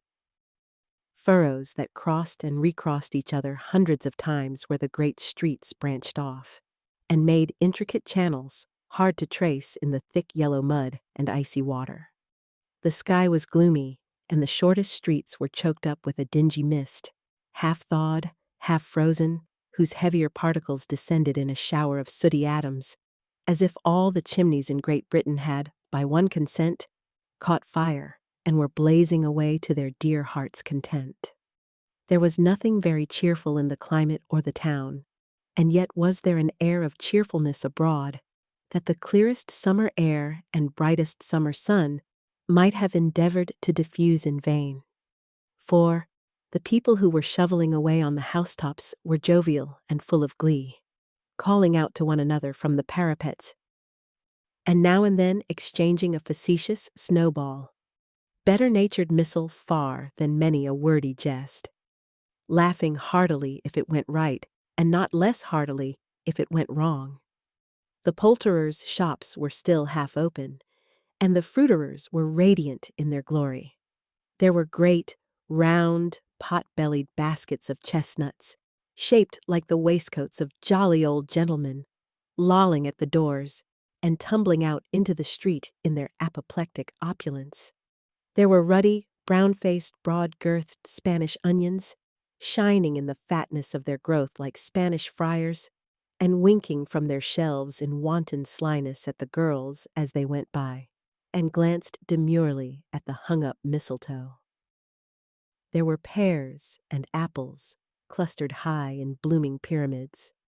There were bunches of grapes, made in the shopkeeper's benevolence to dangle from conspicuous hooks that people's mouths might water gratis as they passed. There were piles of filberts, mossy and brown, recalling in their fragrance ancient walks among the woods and pleasant shufflings ankle-deep through withered leaves. There were Norfolk biffins, squat and swarthy, setting off the yellow of the oranges and lemons, and, in the great compactness of their juicy persons, urgently entreating and beseeching to be carried home in paper bags and eaten after dinner. The very gold and silver fish, set forth among these choice fruits in a bowl, though members of a dull and stagnant-blooded race, appeared to know that there was something going on, and to a fish went gasping round and round their little world in slow and passionless excitement. The grocers. Oh, the grocers. Nearly closed, with perhaps 2 shutters down, or 1, but through those gaps such glimpses. It was not alone that the scales descending on the counter made a merry sound, or that the twine and roller parted company so briskly, or that the canisters were rattled up and down like juggling tricks, or even that the blended scents of tea and coffee were so grateful to the nose, or even that the raisins were so plentiful and rare, the almonds so extremely white, the sticks of cinnamon so long and straight, the other spices so delicious, the candied fruits so caked and spotted with molten sugar as to make the coldest lookers-on feel faint and subsequently bilious. Nor was it that the figs were moist and pulpy, or that the French plums blushed in modest tartness from their highly decorated boxes, or that everything was good to eat and in its Christmas dress, but the customers were all so hurried and so eager in the hopeful promise of the day that they tumbled up against each other at the door, crashing their wicker baskets wildly, and left their purchases upon the counter, and came running back to fetch them, and committed hundreds of the like mistakes in the best humor possible, while the grocer and his people were so frank and fresh that the polished hearts with which they fastened their aprons behind might have been their own, worn outside for general inspection, and for Christmas daws to peck at if they chose. But soon the steeples called good people all to church and chapel, and away they came, flocking through the streets in their best clothes and with their gayest faces. And at the same time there emerged from scores of by-streets, lanes, and nameless turnings, innumerable people, carrying their dinners to the bakers' shops. The sight of these poor revelers appeared to interest the spirit very much, for he stood with Scrooge beside him in a baker's doorway, and taking off the covers as their bearers passed, sprinkled incense on their dinners from his torch. And it was a very uncommon kind of torch, for once or twice when there were angry words between some dinner carriers who had jostled each other, he shed a few drops of water on them from it, and their good humor was restored directly. For they said it was a shame to quarrel upon Christmas Day, and so it was. God love it, so it was. In time the bells ceased, and the bakers were shut up. And yet there was a genial shadowing forth of all these dinners and the progress of their cooking in the thawed blotch of wet above each baker's oven, where the pavement smoked as if its stones were cooking too. "Is there a peculiar flavor in what you sprinkle from your torch?" asked Scrooge. "There is, my own." "Would it apply to any kind of dinner on this day?" asked Scrooge. "To any kindly given, to a poor one most." "Why to a poor one most?" asked Scrooge. "Because it needs it most." "Spirit," said Scrooge after a moment's thought, "I wonder you, of all the beings in the many worlds about us, should desire to cramp these people's opportunities of innocent enjoyment." "Aye," cried the spirit, "you would deprive them of their means of dining every seventh day, often the only day on which they can be said to dine at all," said Scrooge. "Wouldn't you?" "Aye," cried the spirit. "You seek to close these places on the seventh day?" said Scrooge. "And it comes to the same thing." "I seek!" exclaimed the spirit. "Forgive me if I am wrong. It has been done in your name, or at least in that of your family," said Scrooge. "There are some upon this earth of yours," returned the spirit, "who lay claim to know us, and who do their deeds of passion, pride, ill will, hatred, envy, bigotry, and selfishness in our name, who are as strange to us and all our kith and kin as if they had never lived. Remember that, and charge their doings on themselves, not us." Scrooge promised that he would, and they went on, invisible, as they had been before, into the suburbs of the town. It was a remarkable quality of the ghost, which Scrooge had observed at the baker's, that notwithstanding his gigantic size, he could accommodate himself to any place with ease, and that he stood beneath a low roof quite as gracefully and like a supernatural creature, as it was possible he could have done in any lofty hall. And perhaps it was the pleasure the good spirit had in showing off this power of his, or else it was his own kind, generous, hearty nature, and his sympathy with all poor men, that led him straight to Scrooge's clerks. For there he went, and took Scrooge with him, holding to his robe. And on the threshold of the door the spirit smiled, and stopped to bless Bob Cratchit's dwelling with the sprinkling of his torch. Think of that! Bob had but 15 bob a week himself. He pocketed on Saturdays, but 15 copies of his Christian name. And yet the ghost of Christmas present blessed his 4-roomed house.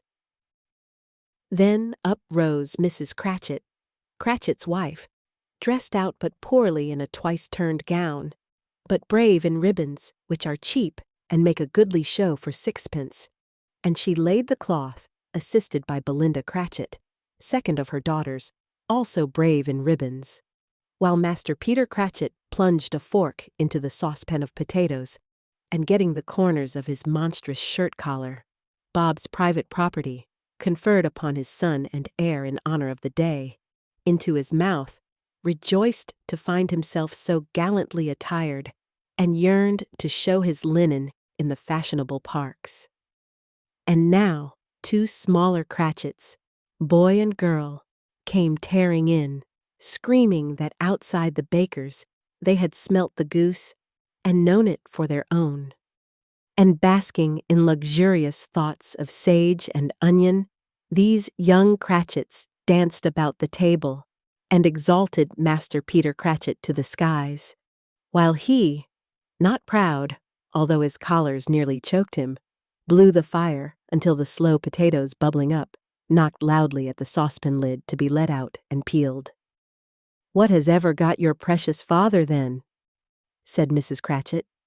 "And your brother, Tiny Tim, and Martha weren't as late last Christmas Day by half an hour?"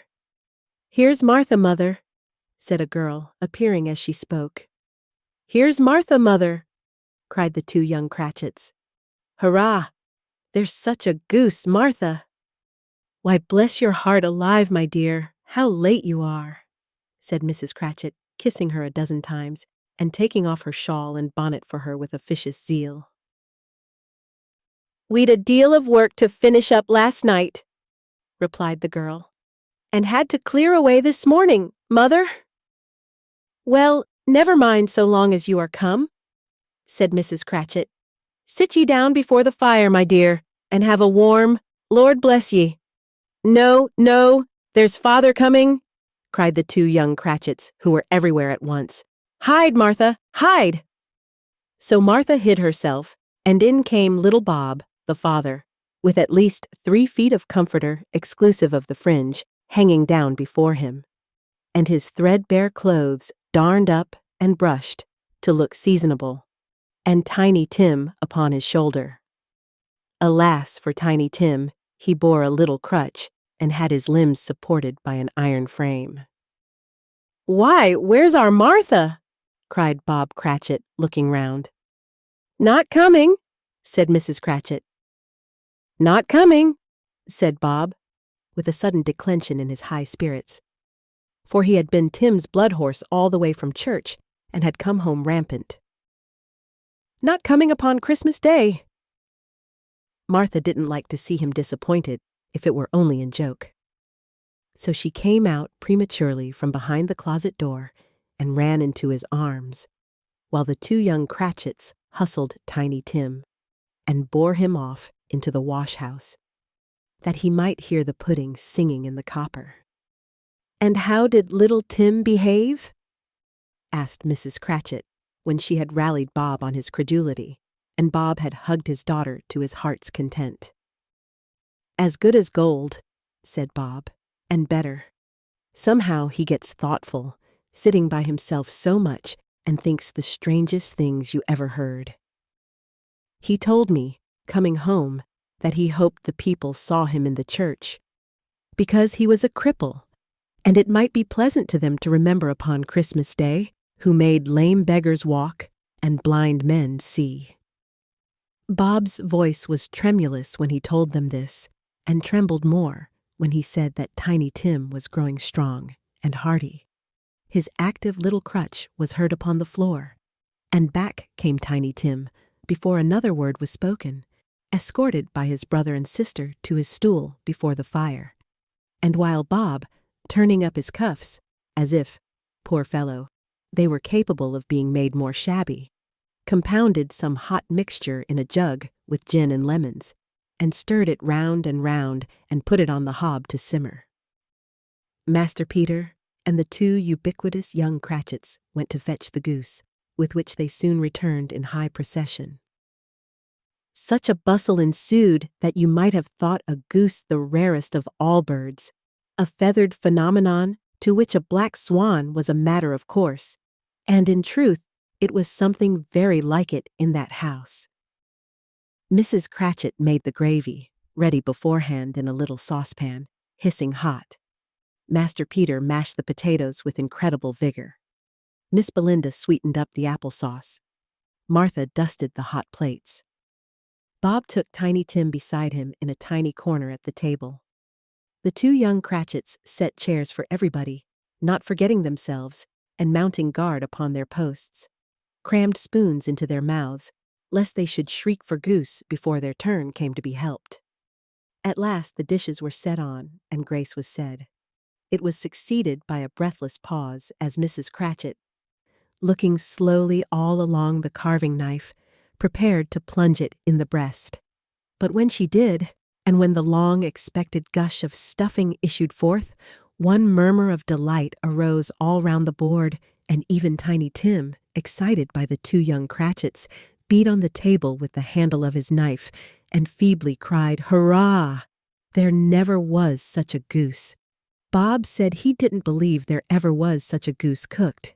Its tenderness and flavor, size, and cheapness were the themes of universal admiration. Eked out by applesauce and mashed potatoes, it was a sufficient dinner for the whole family. Indeed, as Mrs. Cratchit said with great delight, surveying one small atom of a bone upon the dish, they hadn't ate it all at last. Yet everyone had had enough, and the youngest Cratchits in particular were steeped in sage and onion to the eyebrows. But now, the plates being changed by Miss Belinda, Mrs. Cratchit left the room alone, too nervous to bear witnesses, to take the pudding up and bring it in. Suppose it should not be done enough? Suppose it should break in turning out? Suppose somebody should have got over the wall of the backyard and stolen it while they were merry with the goose? A supposition at which the two young Cratchits became livid. All sorts of horrors were supposed. Hello! A great deal of steam! The pudding was out of the copper? A smell like a washing day. That was the cloth. A smell like an eating house and a pastry cook's next door to each other, with a laundress's next door to that. That was the pudding. In half a minute Mrs. Cratchit entered, flushed but smiling proudly, with the pudding, like a speckled cannonball, so hard and firm, blazing in half a quartern of ignited brandy, and bedight with Christmas holly stuck into the top.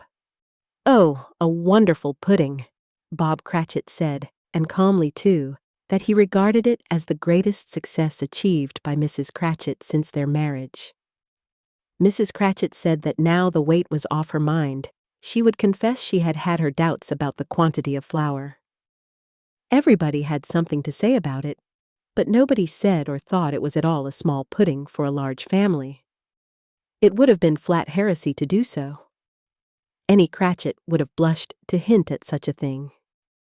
At last, the dinner was all done, the cloth was cleared, the hearth swept, and the fire made up.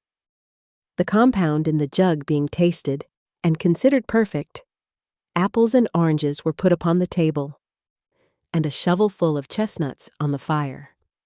Then all the Cratchit family drew round the hearth, in what Bob Cratchit called a circle, meaning half a one, and at Bob Cratchit's elbow stood the family display of glass. 2 tumblers and a custard cup without a handle. These held the hot stuff from the jug, however, as well as golden goblets would have done, and Bob served it out with beaming looks, while the chestnuts on the fire sputtered and cracked noisily. Then Bob proposed, "A Merry Christmas to us all, my dears. God bless us," which all the family re-echoed. "God bless us, everyone," said Tiny Tim, the last of all. He sat very close to his father's side upon his little stool. Bob held his withered little hand in his, as if he loved the child, and wished to keep him by his side, and dreaded that he might be taken from him. "Spirit," said Scrooge, with an interest he had never felt before. "Tell me if Tiny Tim will live." "I see a vacant seat," replied the ghost, "in the poor chimney corner, and a crutch without an owner, carefully preserved. If these shadows remain unaltered by the future, the child will die." "No, no," said Scrooge. "Oh no, kind spirit, say he will be spared." "If these shadows remain unaltered by the future, none other of my race," returned the ghost, "will find him here. What then? If he be like to die, he had better do it, and decrease the surplus population." Scrooge hung his head to hear his own words quoted by the spirit, and was overcome with penitence and grief. "Man," said the ghost, "if man you be in heart, not adamant, forbear that wicked cant, until you have discovered what the surplus is and where it is. Will you decide what men shall live, what men shall die? It may be that in the sight of heaven you are more worthless and less fit to live than millions like this poor man's child. Oh God, to hear the insect on the leaf pronouncing on the too much life among his hungry brothers in the dust. Scrooge bent before the ghost's rebuke, and trembling cast his eyes upon the ground, but he raised them speedily on hearing his own name. "Mr. Scrooge," said Bob. "I'll give you Mr. Scrooge, the founder of the feast." "The founder of the feast, indeed!" cried Mrs. Cratchit, reddening. "I wish I had him here. I'd give him a piece of my mind to feast upon, and I hope he'd have a good appetite for it." "My dear," said Bob, "the children, Christmas Day." "It should be Christmas Day, I am sure," said she. "On which one drinks the health of such an odious, stingy, hard, unfeeling man as Mr. Scrooge. You know he is, Robert. Nobody knows it better than you do, poor fellow." "My dear," was Bob's mild answer, "Christmas Day." "I'll drink his health for your sake in the days," said Mrs. Cratchit. "Not for his. Long life to him, a Merry Christmas, and a Happy New Year. He'll be very merry and very happy, I have no doubt." The children drank the toast after her.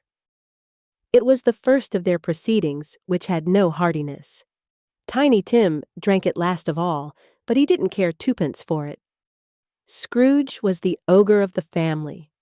The mention of his name cast a dark shadow on the party, which was not dispelled for full 5 minutes.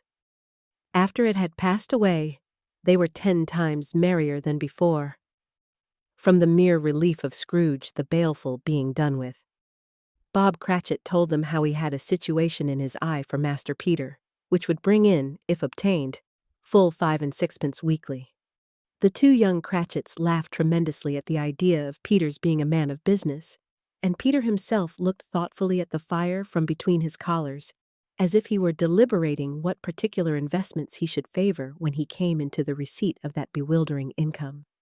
Martha, who was a poor apprentice at a milliner's, then told them what kind of work she had to do, and how many hours she worked at a stretch, and how she meant to lie abed tomorrow morning for a good long rest, tomorrow being a holiday she passed at home. Also how she had seen a countess and a lord some days before, and how the lord was much about as tall as Peter, at which Peter pulled up his collar so high that you couldn't have seen his head if you had been there. All this time the chestnuts and the jug went round and round, and by they had a song about a lost child traveling in the snow from Tiny Tim, who had a plaintive little voice and sang it very well indeed. There was nothing of high mark in this. They were not a handsome family. They were not well dressed. Their shoes were far from being waterproof. Their clothes were scanty. And Peter might have known, and very likely did, the inside of a pawnbroker's. But they were happy, grateful, pleased with one another, and contented with the time.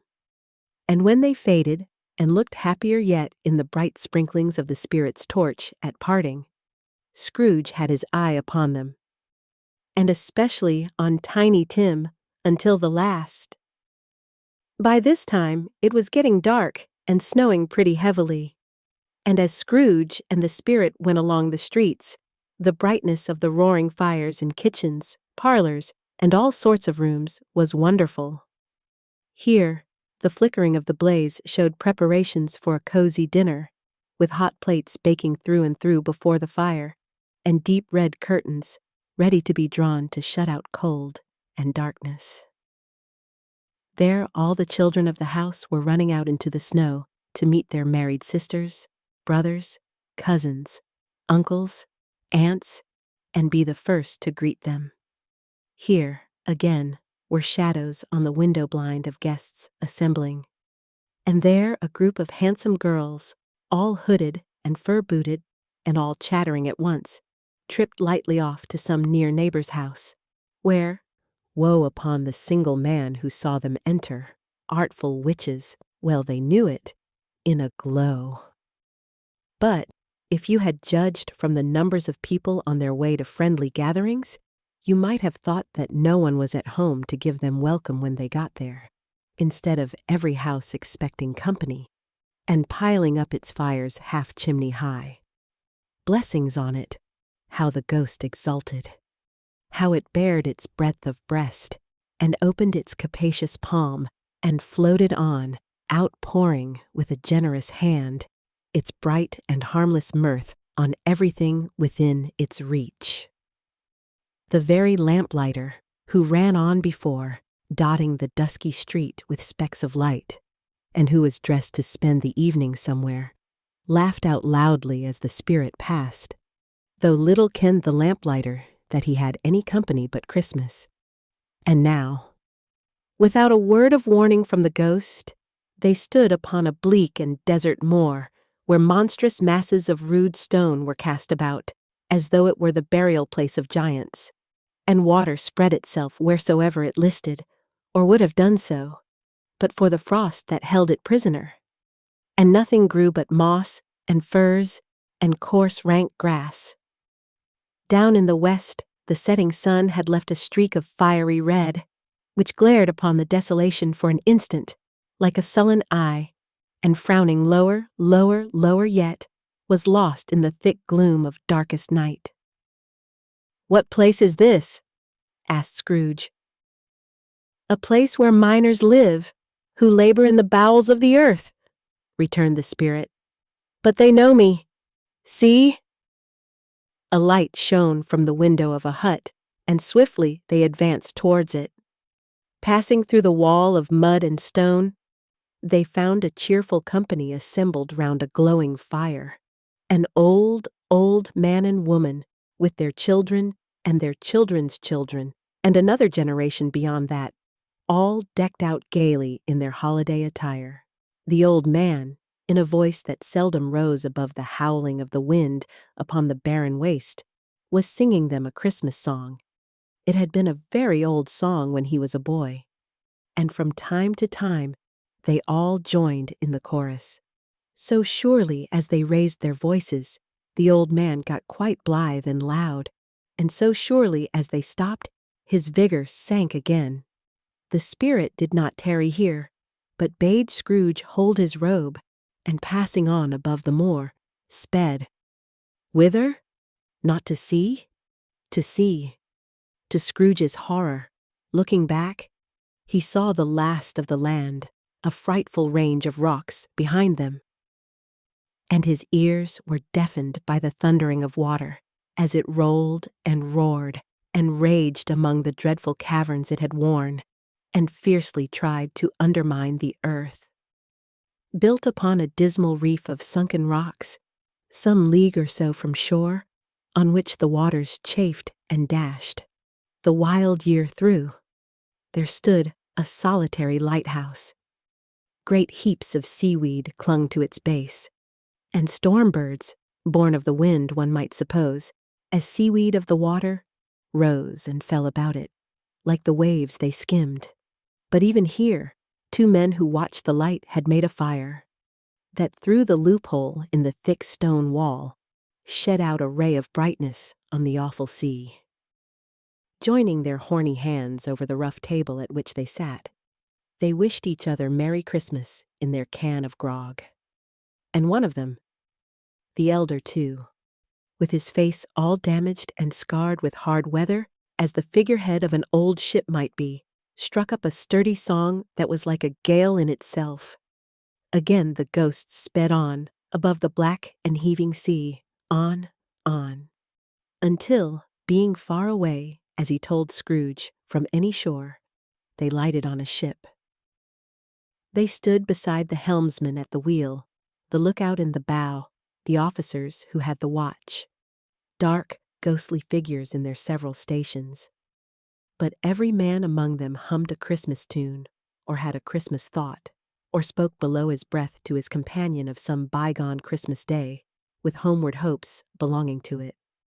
And every man on board, waking or sleeping, good or bad, had had a kinder word for another on that day than on any day in the year, and had shared to some extent in its festivities, and had remembered those he cared for at a distance, and had known that they delighted to remember him.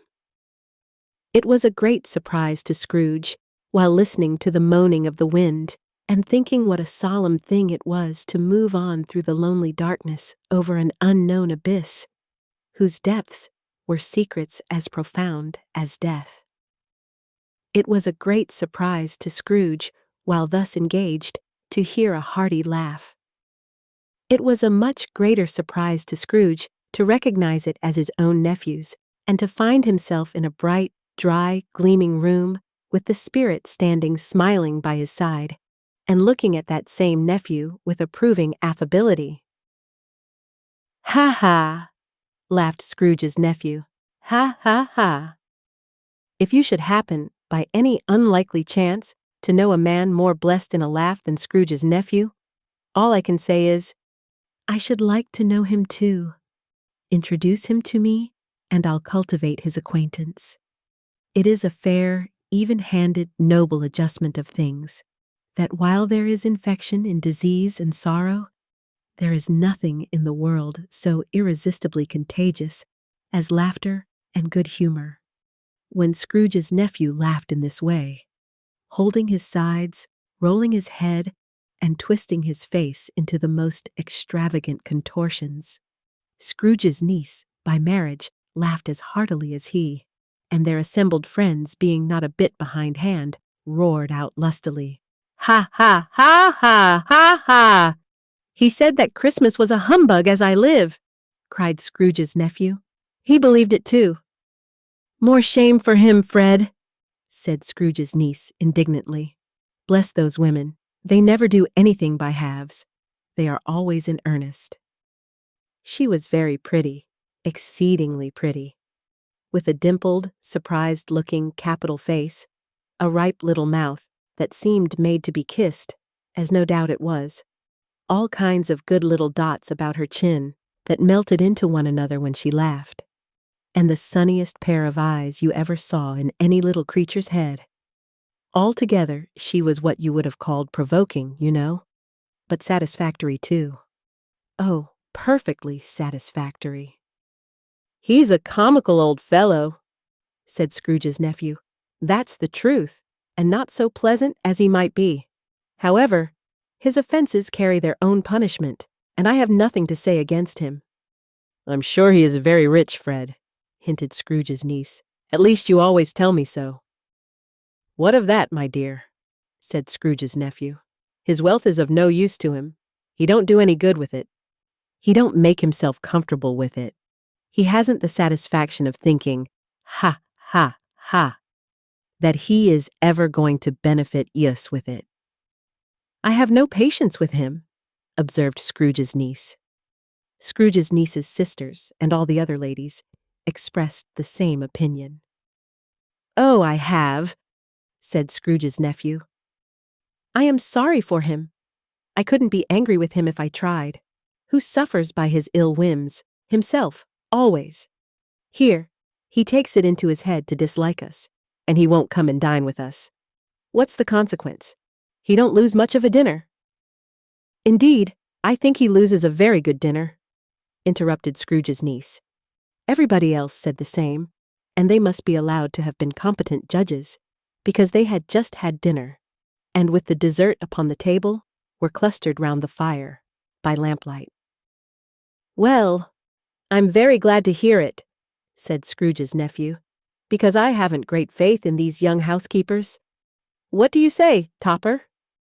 Topper had clearly got his eye upon one of Scrooge's niece's sisters, for he answered that a bachelor was a wretched outcast, who had no right to express an opinion on the subject. Whereat Scrooge's niece's sister, the plump one with the lace tucker, not the one with the roses, blushed. "Do go on, Fred," said Scrooge's niece, clapping her hands. "He never finishes what he begins to say. He is such a ridiculous fellow."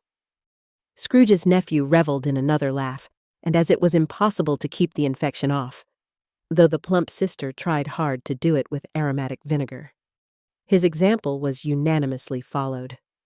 "I was only going to say," said Scrooge's nephew, "that the consequence of his taking a dislike to us and not making merry with us is, as I think, that he loses some pleasant moments, which could do him no harm. I am sure he loses pleasanter companions than he can find in his own thoughts, either in his moldy old office or his dusty chambers. I mean to give him the same chance every year, whether he likes it or not, for I pity him. He may rail at Christmas till he dies, but he can't help thinking better of it. I defy him, if he finds me going there, in good temper, year after year, and saying, 'Uncle Scrooge, how are you?' If it only puts him in the vein to leave his poor clerk £50, that's something, and I think I shook him yesterday." It was their turn to laugh now at the notion of his shaking Scrooge, but being thoroughly good-natured and not much caring what they laughed at, so that they laughed at any rate, he encouraged them in their merriment and passed the bottle joyously. After tea, they had some music, for they were a musical family and knew what they were about when they sung a glee or catch, I can assure you, especially Topper, who could growl away in the bass like a good one, and never swell the large veins in his forehead, or get red in the face over it. Scrooge's niece played well upon the harp, and played among other tunes a simple little air, a mere nothing, you might learn to whistle it in 2 minutes, which had been familiar to the child who fetched Scrooge from the boarding school, as he had been reminded by the ghost of Christmas past. When this strain of music sounded, all the things that ghost had shown him came upon his mind. He softened more and more, and thought that if he could have listened to it often, years ago, he might have cultivated the kindnesses of life for his own happiness with his own hands, without resorting to the sexton's spade that buried Jacob Marley. But they didn't devote the whole evening to music. After a while, they played at forfeits, for it is good to be children sometimes, and never better than at Christmas, when its mighty founder was a child himself. Stop! There was first a game at blind man's buff. Of course there was, and I no more believe Topper was really blind than I believe he had eyes in his boots. My opinion is that it was a done thing between him and Scrooge's nephew, and that the ghost of Christmas present knew it. The way he went after that plump sister in the lace tucker was an outrage on the credulity of human nature. Knocking down the fire irons, tumbling over the chairs, bumping against the piano, smothering himself among the curtains, wherever she went, there went he. He always knew where the plump sister was. He wouldn't catch anybody else. If you had fallen up against him, as some of them did, on purpose, he would have made a feint of endeavoring to seize you, which would have been an affront to your understanding, and would instantly have sidled off in the direction of the plump sister. She often cried out that it wasn't fair, and it really was not. But when at last he caught her, when, in spite of all her silken rustlings and her rapid flutterings past him, he got her into a corner whence there was no escape, then his conduct was the most execrable, for his pretending not to know her. His pretending that it was necessary to touch her headdress, and further to assure himself of her identity by pressing a certain ring upon her finger and a certain chain about her neck, was vile, monstrous. No doubt she told him her opinion of it when, another blind man being in office, they were so very confidential together behind the curtains. Scrooge's niece was not one of the blind man's buff party, but was made comfortable with a large chair and a footstool in a snug corner, where the ghost and Scrooge were close behind her. But she joined in the forfeits, and loved her love to admiration with all the letters of the alphabet. Likewise at the game of how, when, and where, she was very great, and to the secret joy of Scrooge's nephew, beat her sisters hollow, though they were sharp girls too, as Topper could have told you. There might have been 20 people there, young and old, But they all played, and so did Scrooge, for wholly forgetting in the interest he had in what was going on, that his voice made no sound in their ears. He sometimes came out with his guess quite loud, and very often guessed quite right, too. For the sharpest needle, best Whitechapel, warranted not to cut in the eye, was not sharper than Scrooge, blunt as he took it in his head to be. The ghost was greatly pleased to find him in this mood, and looked upon him with such favor that he begged like a boy to be allowed to stay until the guests departed. But this the spirit said could not be done. "Here is a new game," said Scrooge. "1/2 hour, spirit, only one." It was a game called Yes and No, where Scrooge's nephew had to think of something, and the rest must find out what, he only answering to their questions yes or no, as the case was. The brisk fire of questioning to which he was exposed elicited from him that he was thinking of an animal, a live animal, rather a disagreeable animal, a savage animal, an animal that growled and grunted sometimes, and talked sometimes, and lived in London, and walked about the streets, and wasn't made a show of, and wasn't led by anybody, and didn't live in a menagerie, and was never killed in a market, and was not a horse, or an ass, or a cow, or a bull, or a tiger, or a dog, or a pig, or a cat, or a bear. At every fresh question that was put to him, this nephew burst into a fresh roar of laughter, and was so inexpressibly tickled that he was obliged to get up off the sofa and stamp. At last the plump sister, falling into a similar state, cried out, "I have found it out. I know what it is, Fred. I know what it is." "What is it?" cried Fred. "It's your Uncle Scro-o-o-o-oge." Which it certainly was. Admiration was the universal sentiment, though some objected that the reply to "Is it a bear?" ought to have been yes, inasmuch as an answer in the negative was sufficient to have diverted their thoughts from Mr. Scrooge, supposing they had ever had any tendency that way. "He has given us plenty of merriment, I am sure," said Fred, "and it would be ungrateful not to drink his health. Here is a glass of mulled wine ready to our hand at the moment, and I say, Uncle Scrooge?" "Well, Uncle Scrooge," they cried, "a Merry Christmas and a Happy New Year to the old man, whatever he is," said Scrooge's nephew. "He wouldn't take it from me, but may he have it nevertheless. Uncle Scrooge." Uncle Scrooge had imperceptibly become so gay and light of heart that he would have pledged the unconscious company in return and thanked them in an inaudible speech if the ghost had given him time. But the whole scene passed off in the breath of the last word spoken by his nephew, and he and the spirit were again upon their travels. Much they saw, and far they went, and many homes they visited, but always with a happy end. The spirit stood beside sick beds, and they were cheerful. On foreign lands, and they were close at home. By struggling men, and they were patient in their greater hope. By poverty, and it was rich. In almshouse, hospital, and jail, in misery's every refuge, where vain man in his little brief authority had not made fast the door, and barred the spirit out, he left his blessing, and taught Scrooge his precepts. It was a long night, if it were only a night, but Scrooge had his doubts of this, because the Christmas holidays appeared to be condensed into the space of time they passed together. It was strange, too, that while Scrooge remained unaltered in his outward form, the ghost grew older, clearly older. Scrooge had observed this change, but never spoke of it until they left a children's 12th night party, when, looking at the spirit as they stood together in an open place, he noticed that its hair was gray. "Are spirits' lives so short?" asked Scrooge. "My life upon this globe is very brief," replied the ghost. "It ends tonight." "Tonight!" cried Scrooge. "Tonight at midnight! Hark!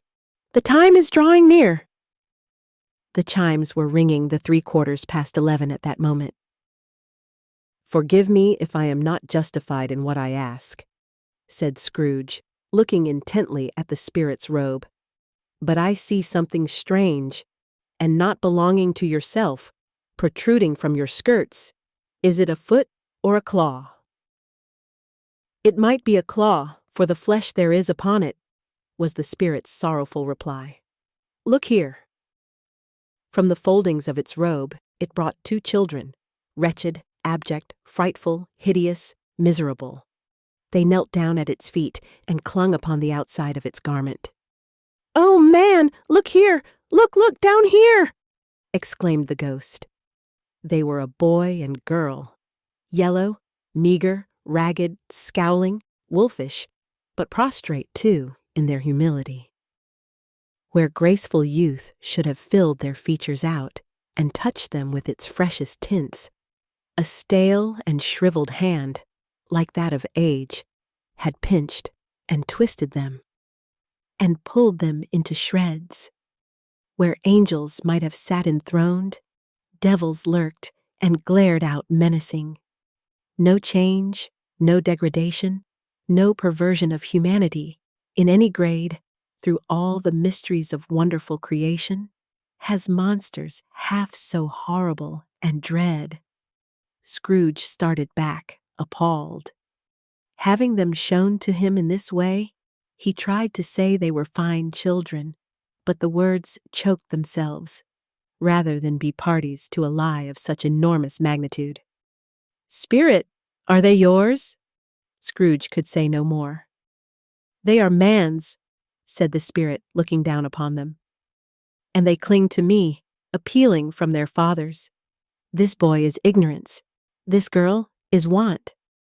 Beware them both, and all of their degree, but most of all, beware this boy, for on his brow I see that written which is doom, unless the writing be erased." "Deny it!" cried the spirit, stretching out its hand towards the city. "Slander those who tell it ye, admit it for your factious purposes, and make it worse, and bide the end. Have they no refuge or resource?" cried Scrooge. "Are there no prisons?" said the spirit, turning on him for the last time with his own words. "Are there no workhouses?" The bell struck 12. Scrooge looked about him for the ghost, and saw it not.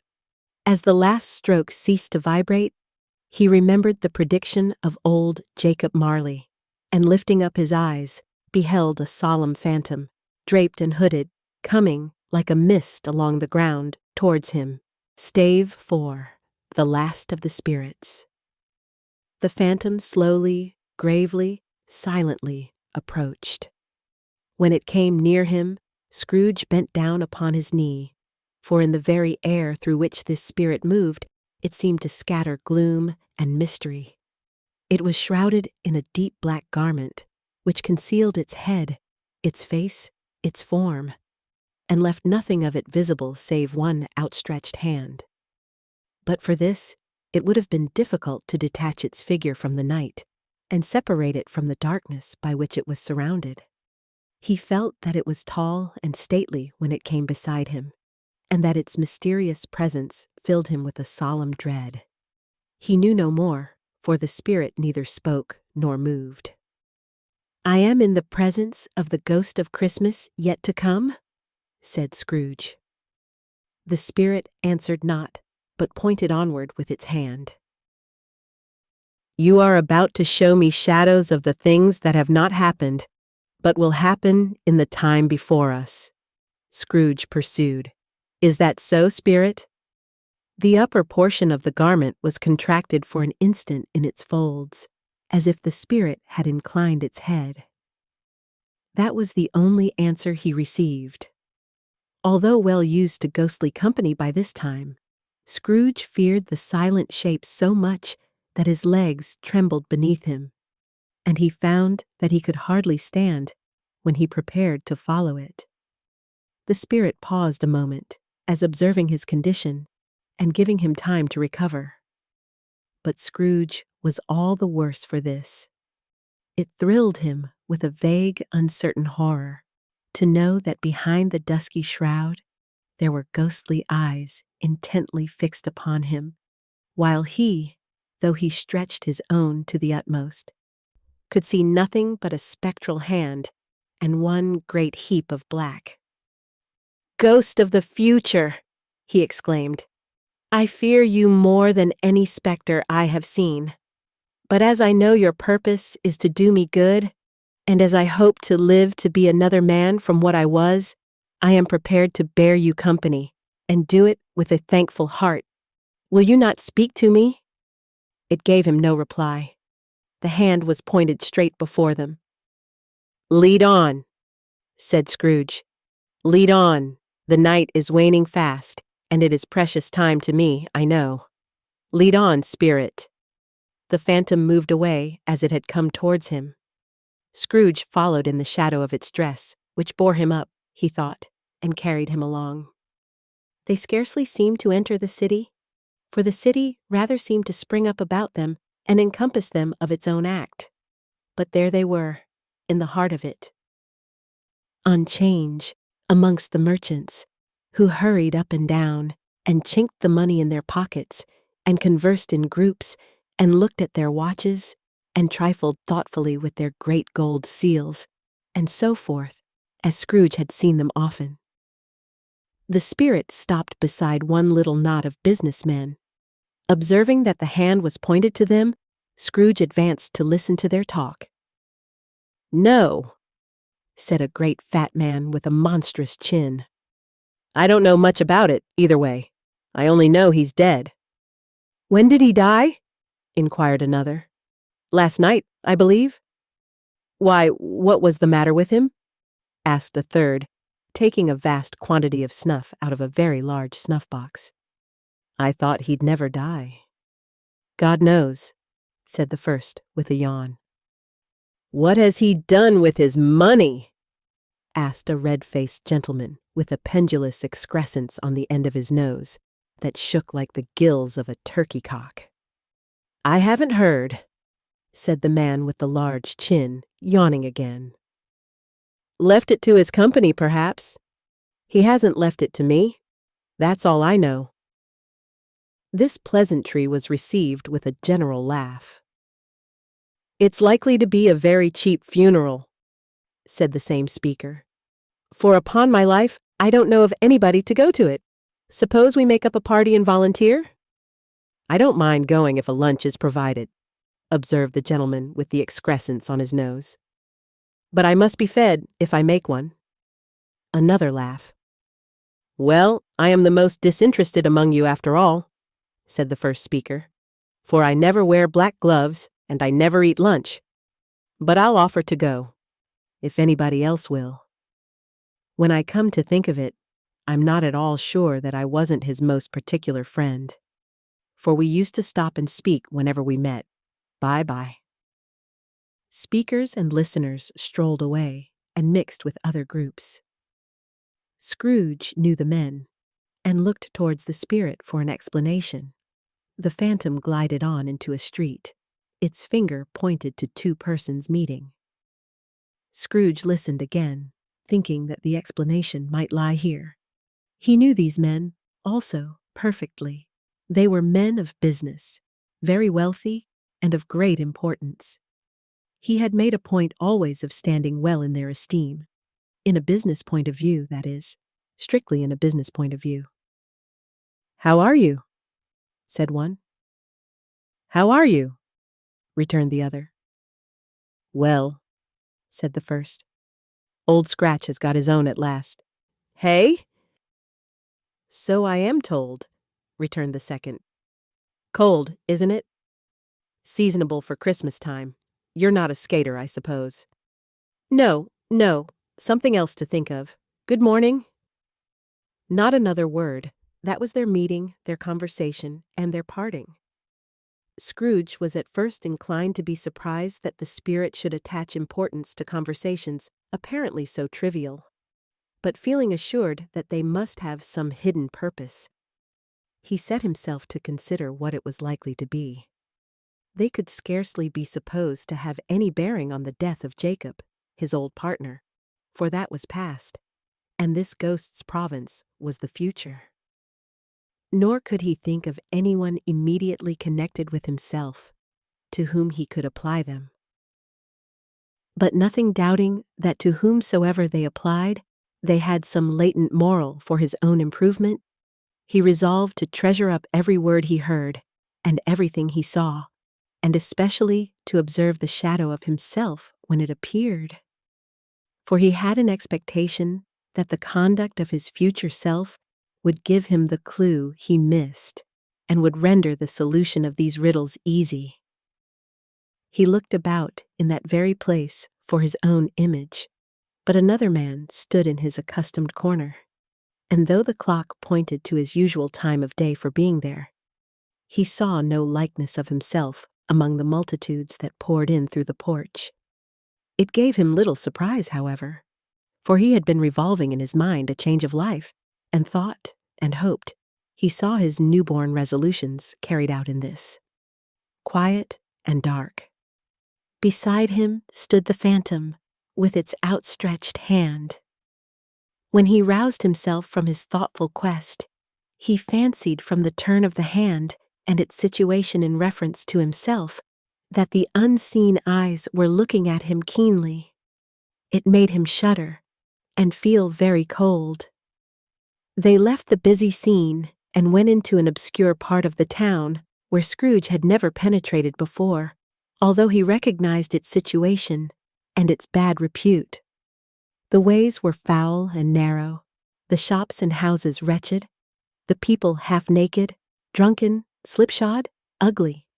Alleys and archways, like so many cesspools, disgorged their offenses of smell and dirt and life upon the straggling streets, and the whole quarter reeked with crime, with filth and misery. Far in this den of infamous resort, there was a low-browed, beetling shop. Below a penthouse roof, where iron, old rags, bottles, bones, and greasy offal were bought. Upon the floor within were piled up heaps of rusty keys, nails, chains, hinges, files, scales, weights, and refuse iron of all kinds. Secrets that few would like to scrutinize were bred and hidden in mountains of unseemly rags, masses of corrupted fat, and sepulchres of bones. Sitting in among the wares he dealt in, by a charcoal stove, made of old bricks, was a gray-haired rascal, nearly 70 years of age, who had screened himself from the cold air without by a frowsy curtaining of miscellaneous tatters hung upon a line, and smoked his pipe in all the luxury of calm retirement. Scrooge and the phantom came into the presence of this man, just as a woman with a heavy bundle slunk into the shop. But she had scarcely entered, when another woman, similarly laden, came in too, and she was closely followed by a man in faded black who was no less startled by the sight of them than they had been upon the recognition of each other. After a short period of blank astonishment, in which the old man with the pipe had joined them, they all three burst into a laugh. "Let the charwoman alone to be the first," cried she who had entered first. "Let the laundress alone to be the second, and let the undertaker's man alone to be the third. Look here, old Joe, here's a chance. If we haven't all three met here without meaning it—" "You couldn't have met in a better place," said old Joe, removing his pipe from his mouth. "Come into the parlor. You were made free of it long ago, you know, and the other two ain't strangers. Stop till I shut the door of the shop. Ah, how it squeaks! There ain't such a rusty bit of metal in the place as its own hinges, I believe, and I'm sure there's no such old bones here as mine. Ha ha! We're all suitable to our calling. We're well matched. Come into the parlor. Come into the parlor."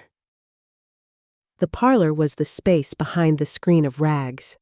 The old man raked the fire together with an old stair-rod, and having trimmed his smoky lamp, for it was night, with the stem of his pipe, put it in his mouth again. While he did this, the woman who had already spoken threw her bundle on the floor, and sat down in a flaunting manner on a stool, crossing her elbows on her knees and looking with a bold defiance at the other two. "What odds, then?" "What odds, Mrs. Dilber?" said the woman. "Every person has a right to take care of themselves. He always did." "That's true." "Indeed," said the laundress. "No man more so." "Why then, don't stand staring as if you was afraid, woman. Who's the wiser? We're not going to pick holes in each other's coats, I suppose?" "No, indeed," said Mrs. Dilber and the man together. "We should hope not." "Very well, then," cried the woman. "That's enough. Who's the worse for the loss of a few things like these? Not a dead man, I suppose?" "No, indeed," said Mrs. Dilber, laughing. "If he wanted to keep 'em after he was dead, a wicked old screw," pursued the woman. "Why wasn't he natural in his lifetime? If he had been, he'd have had somebody to look after him when he was struck with death, instead of lying gasping out his last there, alone by himself." "It's the truest word that ever was spoke," said Mrs. Dilber. "It's a judgment on him." "I wish it was a little heavier judgment," replied the woman. "And it should have been, you may depend upon it, if I could have laid my hands on anything else. Open that bundle, old Joe, and let me know the value of it. Speak out plain. I'm not afraid to be the first, nor afraid for them to see it. We know pretty well that we were helping ourselves before we met here, I believe. It's no sin. Open the bundle, Joe." But the gallantry of her friends would not allow of this, and the man in faded black, mounting the breach first, produced his plunder. It was not extensive. A seal or two, a pencil case, a pair of sleeve buttons, and a brooch of no great value were all. They were severally examined and appraised by old Joe, who chalked the sums he was disposed to give for each upon the wall, and added them up into a total when he found there was nothing more to come. "That's your account," said Joe, "and I wouldn't give another sixpence if I was to be boiled for not doing it. Who's next?"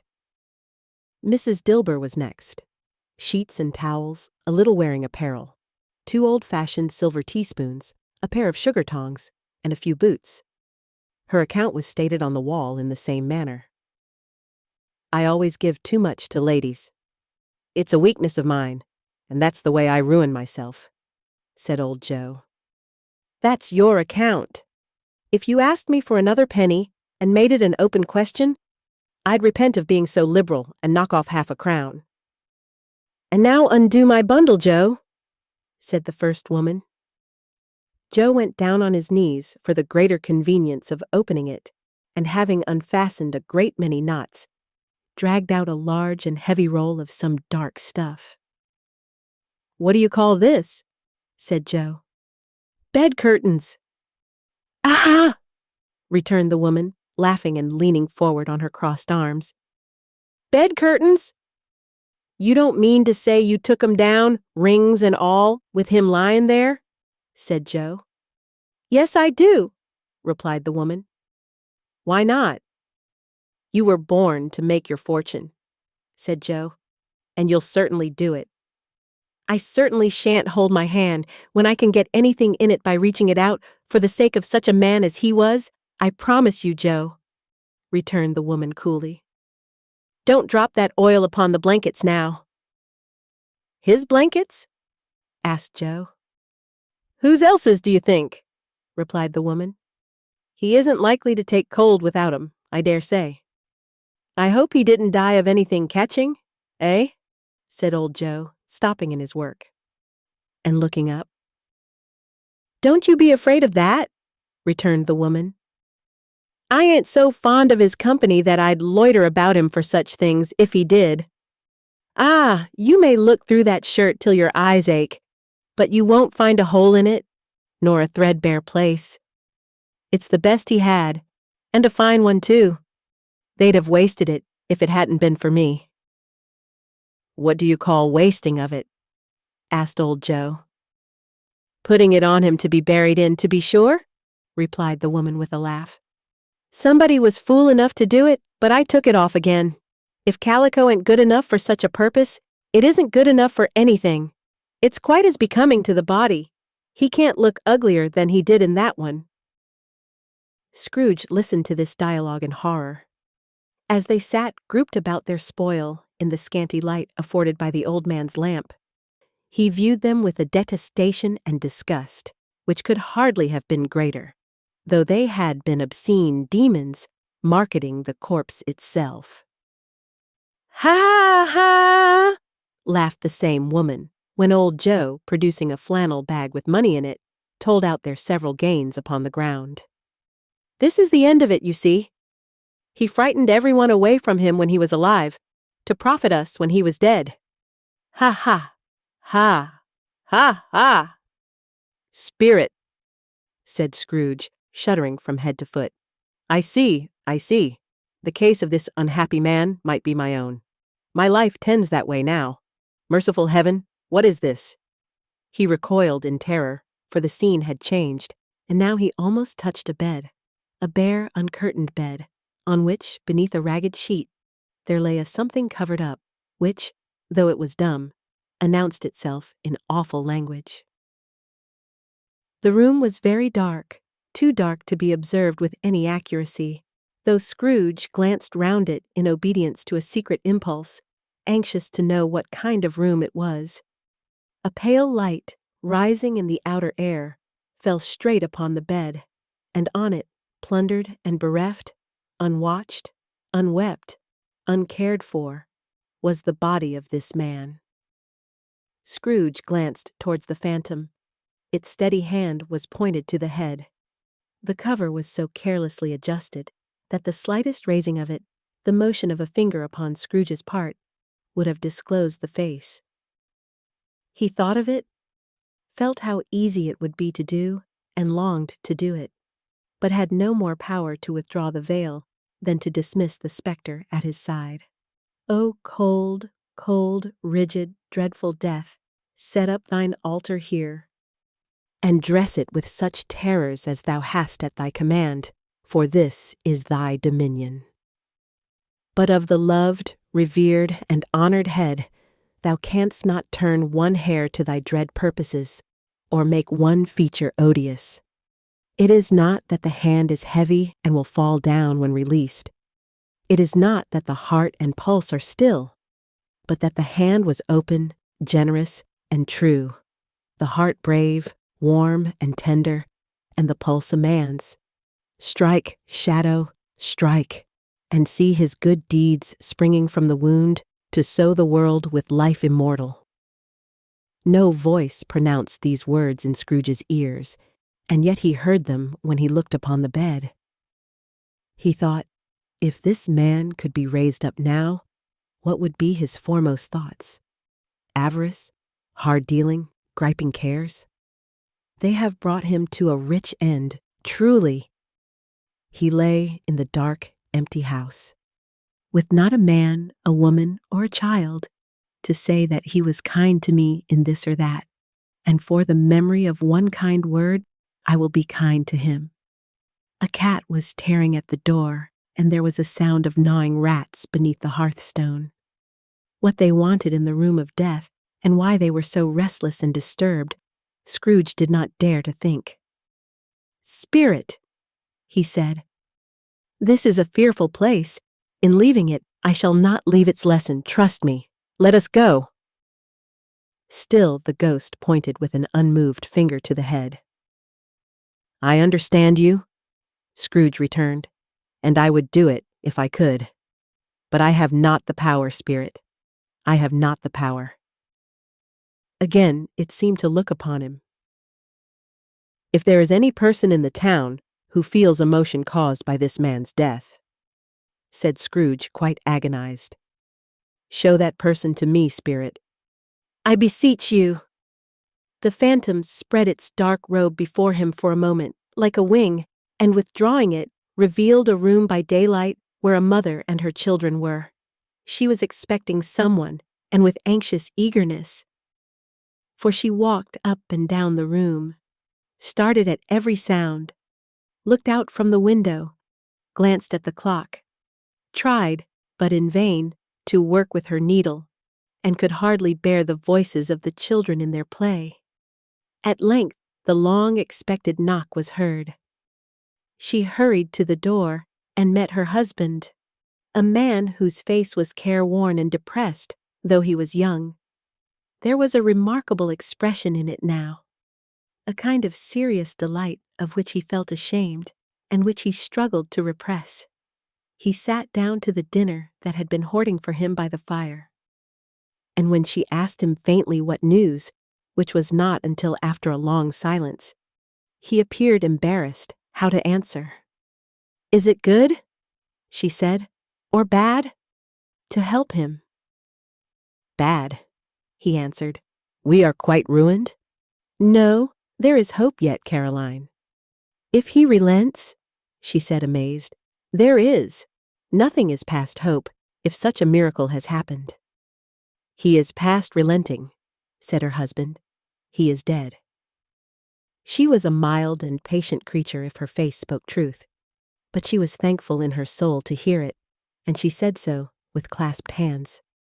She prayed forgiveness the next moment, and was sorry. But the first was the emotion of her heart.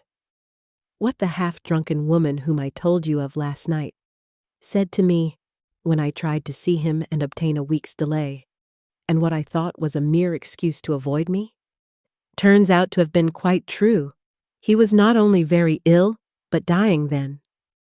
To whom will our debt be transferred? I don't know, but before that time we shall be ready with the money, and even though we were not, it would be a bad fortune indeed to find so merciless a creditor in his successor. We may sleep tonight with light hearts, Caroline? Yes. Soften it as they would, their hearts were lighter.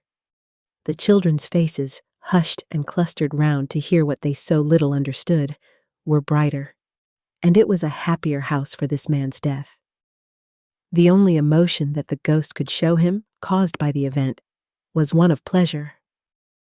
"Let me see some tenderness connected with a death," said Scrooge, "or that dark chamber spirit, which we left just now, will be forever present to me." The ghost conducted him through several streets familiar to his feet, and as they went along, Scrooge looked here and there to find himself, but nowhere was he to be seen. They entered poor Bob Cratchit's house, the dwelling he had visited before, and found the mother and the children seated round the fire. Quiet, very quiet.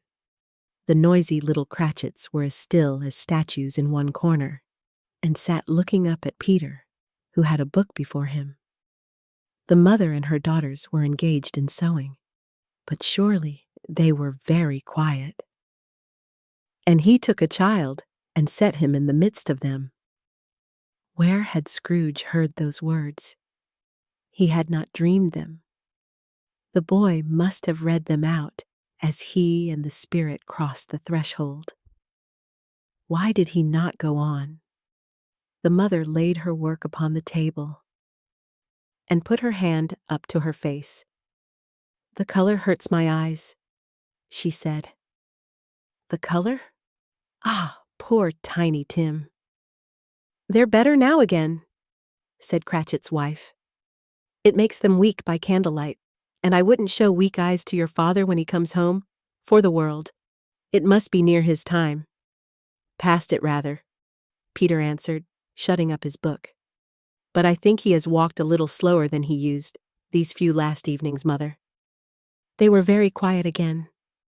At last she said, and in a steady, cheerful voice that only faltered once, I have known him walk with Tiny Tim upon his shoulder, very fast indeed." "And so have I," cried Peter. "Often." "And so have I," exclaimed another. So had all. "But he was very light to carry," she resumed, intent upon her work. "And his father loved him so, that it was no trouble. And there is your father at the door." She hurried out to meet him, and little Bob in his comforter, he had need of it, poor fellow, came in. His tea was ready for him on the hob, and they all tried who should help him to it most. Then the two young Cratchits got upon his knees and laid, each child a little cheek against his face, as if they said, "Don't mind it, father.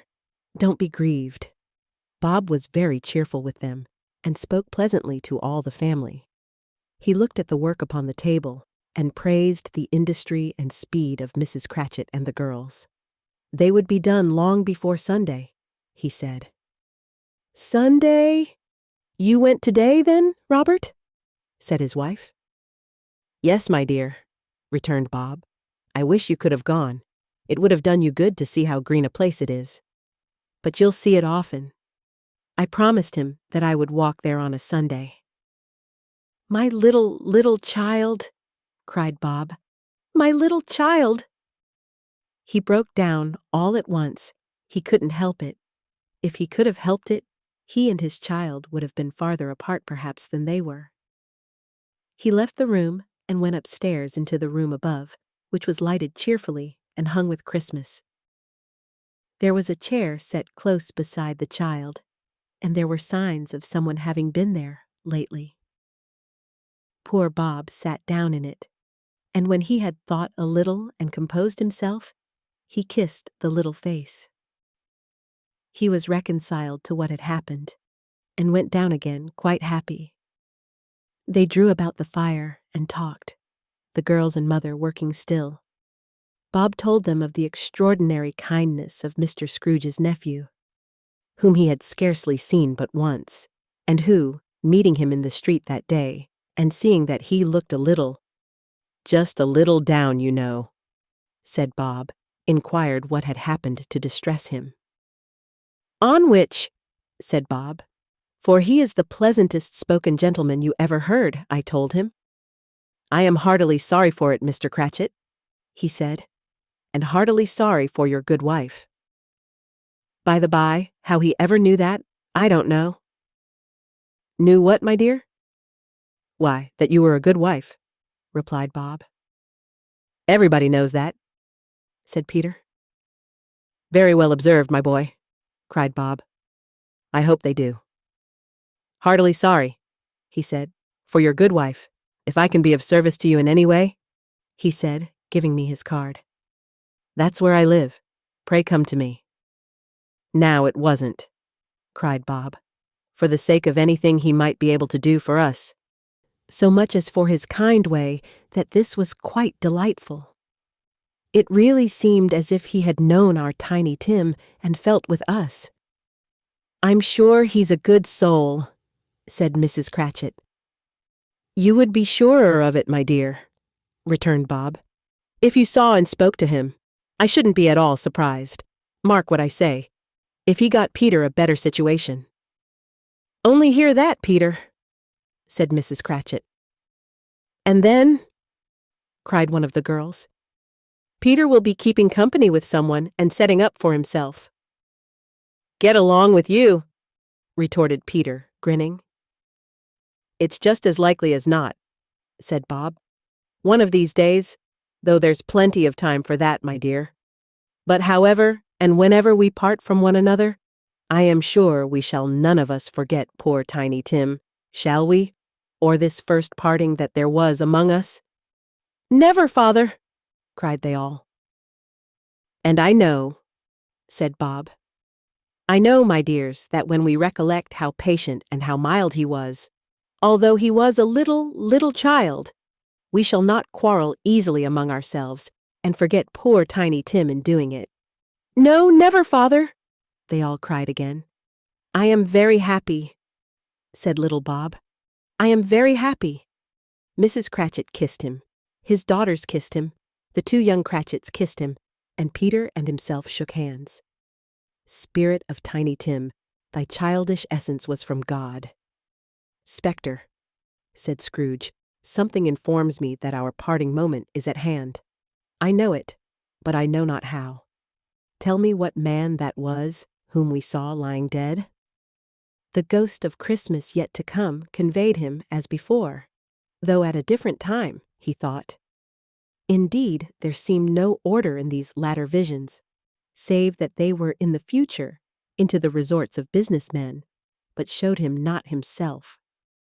Indeed, the spirit did not stay for anything, but went straight on as to the end just now desired, until besought by Scrooge to tarry for a moment. "This court," said Scrooge, "through which we hurry now, is where my place of occupation is, and has been for a length of time. I see the house. Let me behold what I shall be in days to come." The spirit stopped. The hand was pointed elsewhere. "The house is yonder," Scrooge exclaimed. "Why do you point away?" The inexorable finger underwent no change. Scrooge hastened to the window of his office and looked in. It was an office still, but not his. The furniture was not the same, and the figure in the chair was not himself. The phantom pointed as before. He joined it once again, and wondering why and whither he had gone, accompanied it until they reached an iron gate. He paused to look round before entering. A churchyard. Here, then, the wretched man whose name he had now to learn lay underneath the ground. It was a worthy place, walled in by houses, overrun by grass and weeds, the growth of vegetation's death, not life, choked up with too much burying, fat with repleted appetite. A worthy place. The spirit stood among the graves and pointed down to one. He advanced towards it trembling. The phantom was exactly as it had been, but he dreaded that he saw new meaning in its solemn shape. "Before I draw nearer to that stone to which you point," said Scrooge, "answer me one question. Are these the shadows of the things that will be, or are they shadows of things that may be, only?" Still, the ghost pointed downward to the grave by which it stood. "Men's courses will foreshadow certain ends, to which, if persevered in, they must lead," said Scrooge. "But if the courses be departed from, the ends will change. Say it is thus with what you show me." The spirit was immovable as ever. Scrooge crept towards it, trembling as he went, and following the finger, read upon the stone of the neglected grave his own name, Ebenezer Scrooge. "Am I that man who lay upon the bed?" he cried, upon his knees. The finger pointed from the grave to him and back again. "No, spirit! Oh, no, no!" The finger still was there. "Spirit!" he cried, tight clutching at its robe. "Hear me! I am not the man I was. I will not be the man I must have been but for this intercourse. Why show me this, if I am past all hope?" For the first time the hand appeared to shake. "Good spirit," he pursued, as down upon the ground he fell before it, "your nature intercedes for me and pities me. Assure me that I yet may change these shadows you have shown me by an altered life." The kind hand trembled. "I will honor Christmas in my heart and try to keep it all the year. I will live in the past, the present, and the future. The spirits of all three shall strive within me. I will not shut out the lessons that they teach. Oh, tell me I may sponge away the writing on this stone." In his agony, he caught the spectral hand. It sought to free itself, but he was strong in his entreaty and detained it. The spirit, stronger yet, repulsed him, holding up his hands in a last prayer to have his fate reversed. He saw an alteration in the phantom's hood and dress. It shrunk, collapsed, and dwindled down into a bedpost. Stave 5. The end of it. Yes. And the bedpost was his own. The bed was his own. The room was his own. Best and happiest of all, the time before him was his own, to make amends in. "I will live in the past, the present, and the future," Scrooge repeated as he scrambled out of bed. "The spirits of all three shall strive within me. Oh, Jacob Marley, heaven and the Christmas time be praised for this. I say it on my knees, old Jacob, on my knees." He was so fluttered and so glowing with his good intentions that his broken voice would scarcely answer to his call. He had been sobbing violently in his conflict with the spirit, and his face was wet with tears. "They are not torn down," cried Scrooge, folding one of his bed curtains in his arms. "They are not torn down, rings and all. They are here. I am here. The shadows of the things that would have been may be dispelled. They will be. I know they will."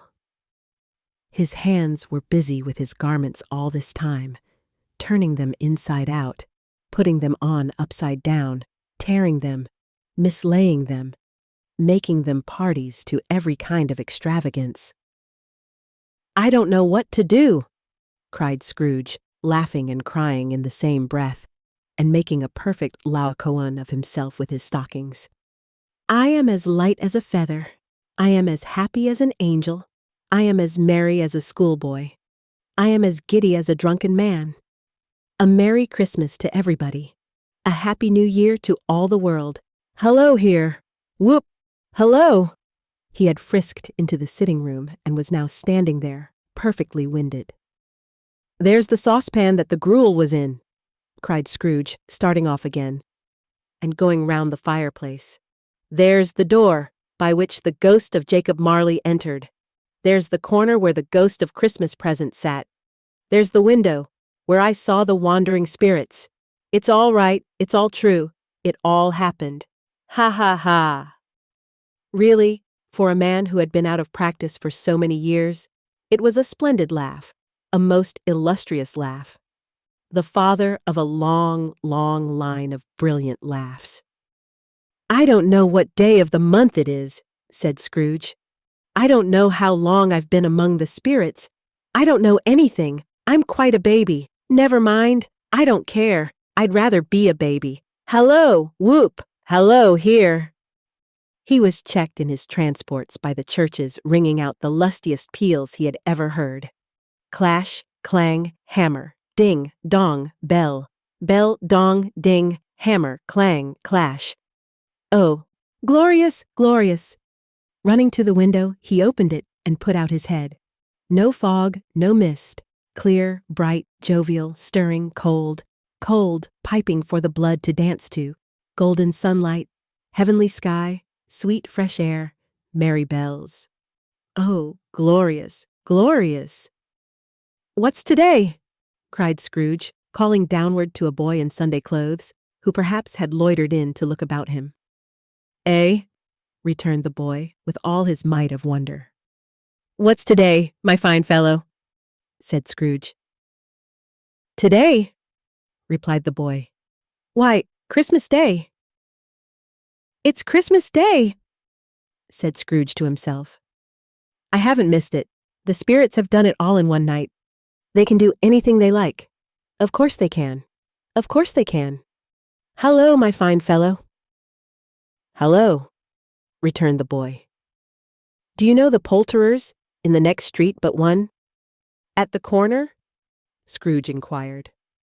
"I should hope I did," replied the lad. "An intelligent boy," said Scrooge. "A remarkable boy. Do you know whether they've sold the prize turkey that was hanging up there? Not the little prize turkey, the big one?" "What, the one as big as me?" returned the boy. "What a delightful boy," said Scrooge. "It's a pleasure to talk to him. Yes, my buck." "It's hanging there now," replied the boy. "Is it?" said Scrooge. "Go and buy it." "Walker?" exclaimed the boy. "No, no," said Scrooge. "I am in earnest. Go and buy it, and tell him to bring it here, that I may give them the direction where to take it. Come back with the man, and I'll give you a shilling. Come back with him in less than 5 minutes, and I'll give you half a crown." The boy was off like a shot. "He must have had a steady hand at a trigger who could have got a shot off half so fast." "I'll send it to Bob Cratchit's," whispered Scrooge, rubbing his hands and splitting with a laugh. "He shan't know who sends it. It's twice the size of Tiny Tim. Joe Miller never made such a joke as sending it to Bob's Wilby." The hand in which he wrote the address was not a steady one, but write it he did, somehow, and went downstairs to open the street door, ready for the coming of the poulterer's man. As he stood there, Waiting his arrival, the knocker caught his eye. "I shall love it, as long as I live," cried Scrooge, patting it with his hand. "I scarcely ever looked at it before. What an honest expression it has in its face. It's a wonderful knocker. Here's the turkey. Hello! Whoop! How are you? Merry Christmas!" It was a turkey. He never could have stood upon his legs, that bird. He would have snapped 'em short off in a minute, like sticks of sealing wax. "Why, it's impossible to carry that to Camden Town," said Scrooge. "You must have a cab." The chuckle with which he said this, and the chuckle with which he paid for the turkey, and the chuckle with which he paid for the cab, and the chuckle with which he recompensed the boy, were only to be exceeded by the chuckle with which he sat down breathless in his chair again, and chuckled till he cried. Shaving was not an easy task, for his hand continued to shake very much, and shaving requires attention, even when you don't dance while you are at it. But if he had cut the end of his nose off, he would have put a piece of sticking plaster over it and been quite satisfied. He dressed himself all in his best, and at last got out into the streets. The people were by this time pouring forth, as he had seen them with the ghost of Christmas present, and walking with his hands behind him. Scrooge regarded everyone with a delighted smile. He looked so irresistibly pleasant, in a word, that 3 or 4 good-humored fellows said, "Good morning, sir. A Merry Christmas to you." And Scrooge said often afterwards that of all the blithe sounds he had ever heard, those were the blithest in his ears. He had not gone far, when coming on towards him, he beheld the portly gentleman who had walked into his counting-house the day before, and said, "Scrooge and Marley's, I believe?" It sent a pang across his heart to think how this old gentleman would look upon him when they met. But he knew what path lay straight before him, and he took it. "My dear sir," said Scrooge, quickening his pace, and taking the old gentleman by both his hands. "How do you do? I hope you succeeded yesterday. It was very kind of you. A Merry Christmas to you, sir?" "Mr. Scrooge?" "Yes," said Scrooge. "That is my name, and I fear it may not be pleasant to you. Allow me to ask your pardon, and will you have the goodness—" Here Scrooge whispered in his ear. "Lord bless me!" cried the gentleman, as if his breath were taken away. "My dear Mr. Scrooge, are you serious?" "If you please," said Scrooge. "Not a farthing less. A great many back payments are included in it, I assure you. Will you do me that favor?" "My dear sir," said the other, shaking hands with him, "I don't know what to say to such munifi—" "Don't say anything, please," retorted Scrooge. "Come and see me. Will you come and see me?" "I will," cried the old gentleman, and it was clear he meant to do it. "Thankee," said Scrooge. "I am much obliged to you. I thank you 50 times. Bless you." He went to church and walked about the streets and watched the people hurrying to and fro, and patted children on the head, and questioned beggars, and looked down into the kitchens of houses and up to the windows, and found that everything could yield him pleasure. He had never dreamed that any walk, that anything, could give him so much happiness.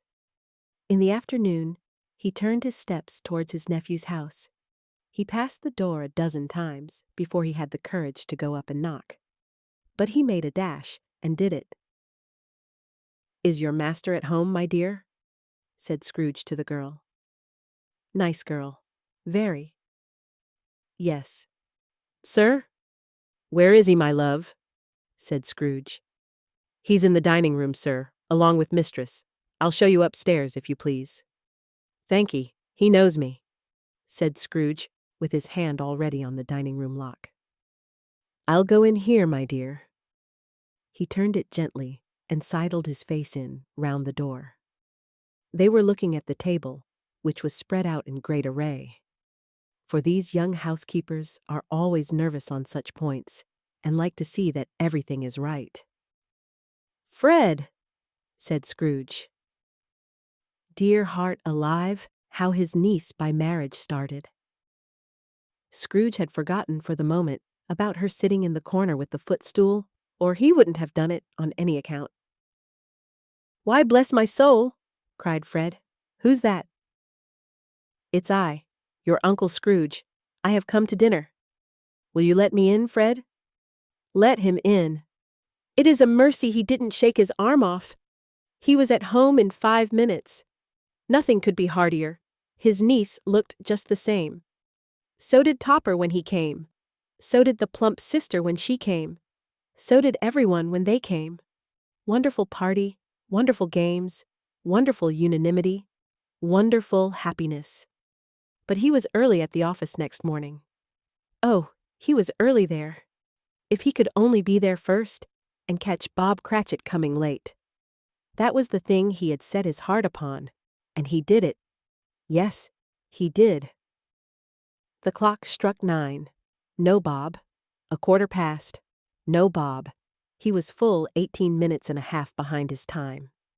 Scrooge sat with his door wide open, that he might see him come into the tank. His hat was off before he opened the door. His comforter, too. He was on his stool in a jiffy, driving away with his pen, as if he were trying to overtake 9 o'clock. "Hello," growled Scrooge, in his accustomed voice, as near as he could feign it. "What do you mean by coming here at this time of day?" "I am very sorry, sir," said Bob. "I am behind my time." "You are?"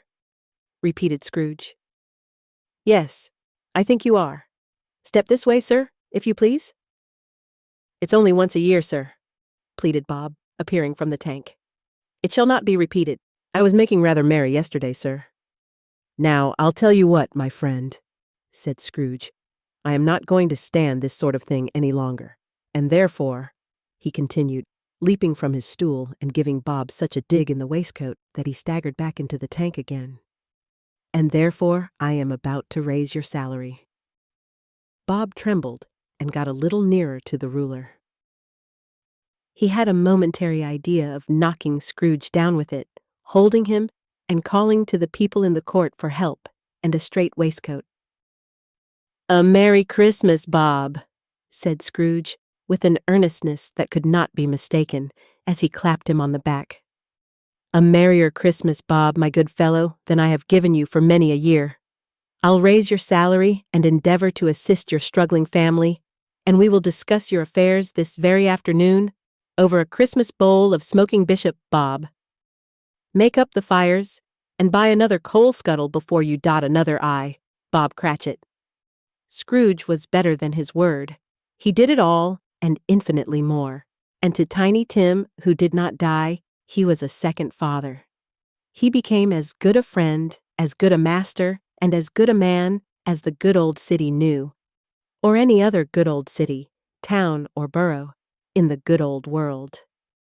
Some people laughed to see the alteration in him, but he let them laugh, and little heeded them. For he was wise enough to know that nothing ever happened on this globe, for good, at which some people did not have their fill of laughter in the outset. And knowing that such as these would be blind anyway, he thought it quite as well that they should wrinkle up their eyes in grins as have the malady in less attractive forms. His own heart laughed, and that was quite enough for him. He had no further intercourse with spirits, but lived upon the total abstinence principle ever afterwards, and it was always said of him that he knew how to keep Christmas well, if any man alive possessed the knowledge. May that be truly said of us, and all of us, and so, as Tiny Tim observed, God bless us everyone.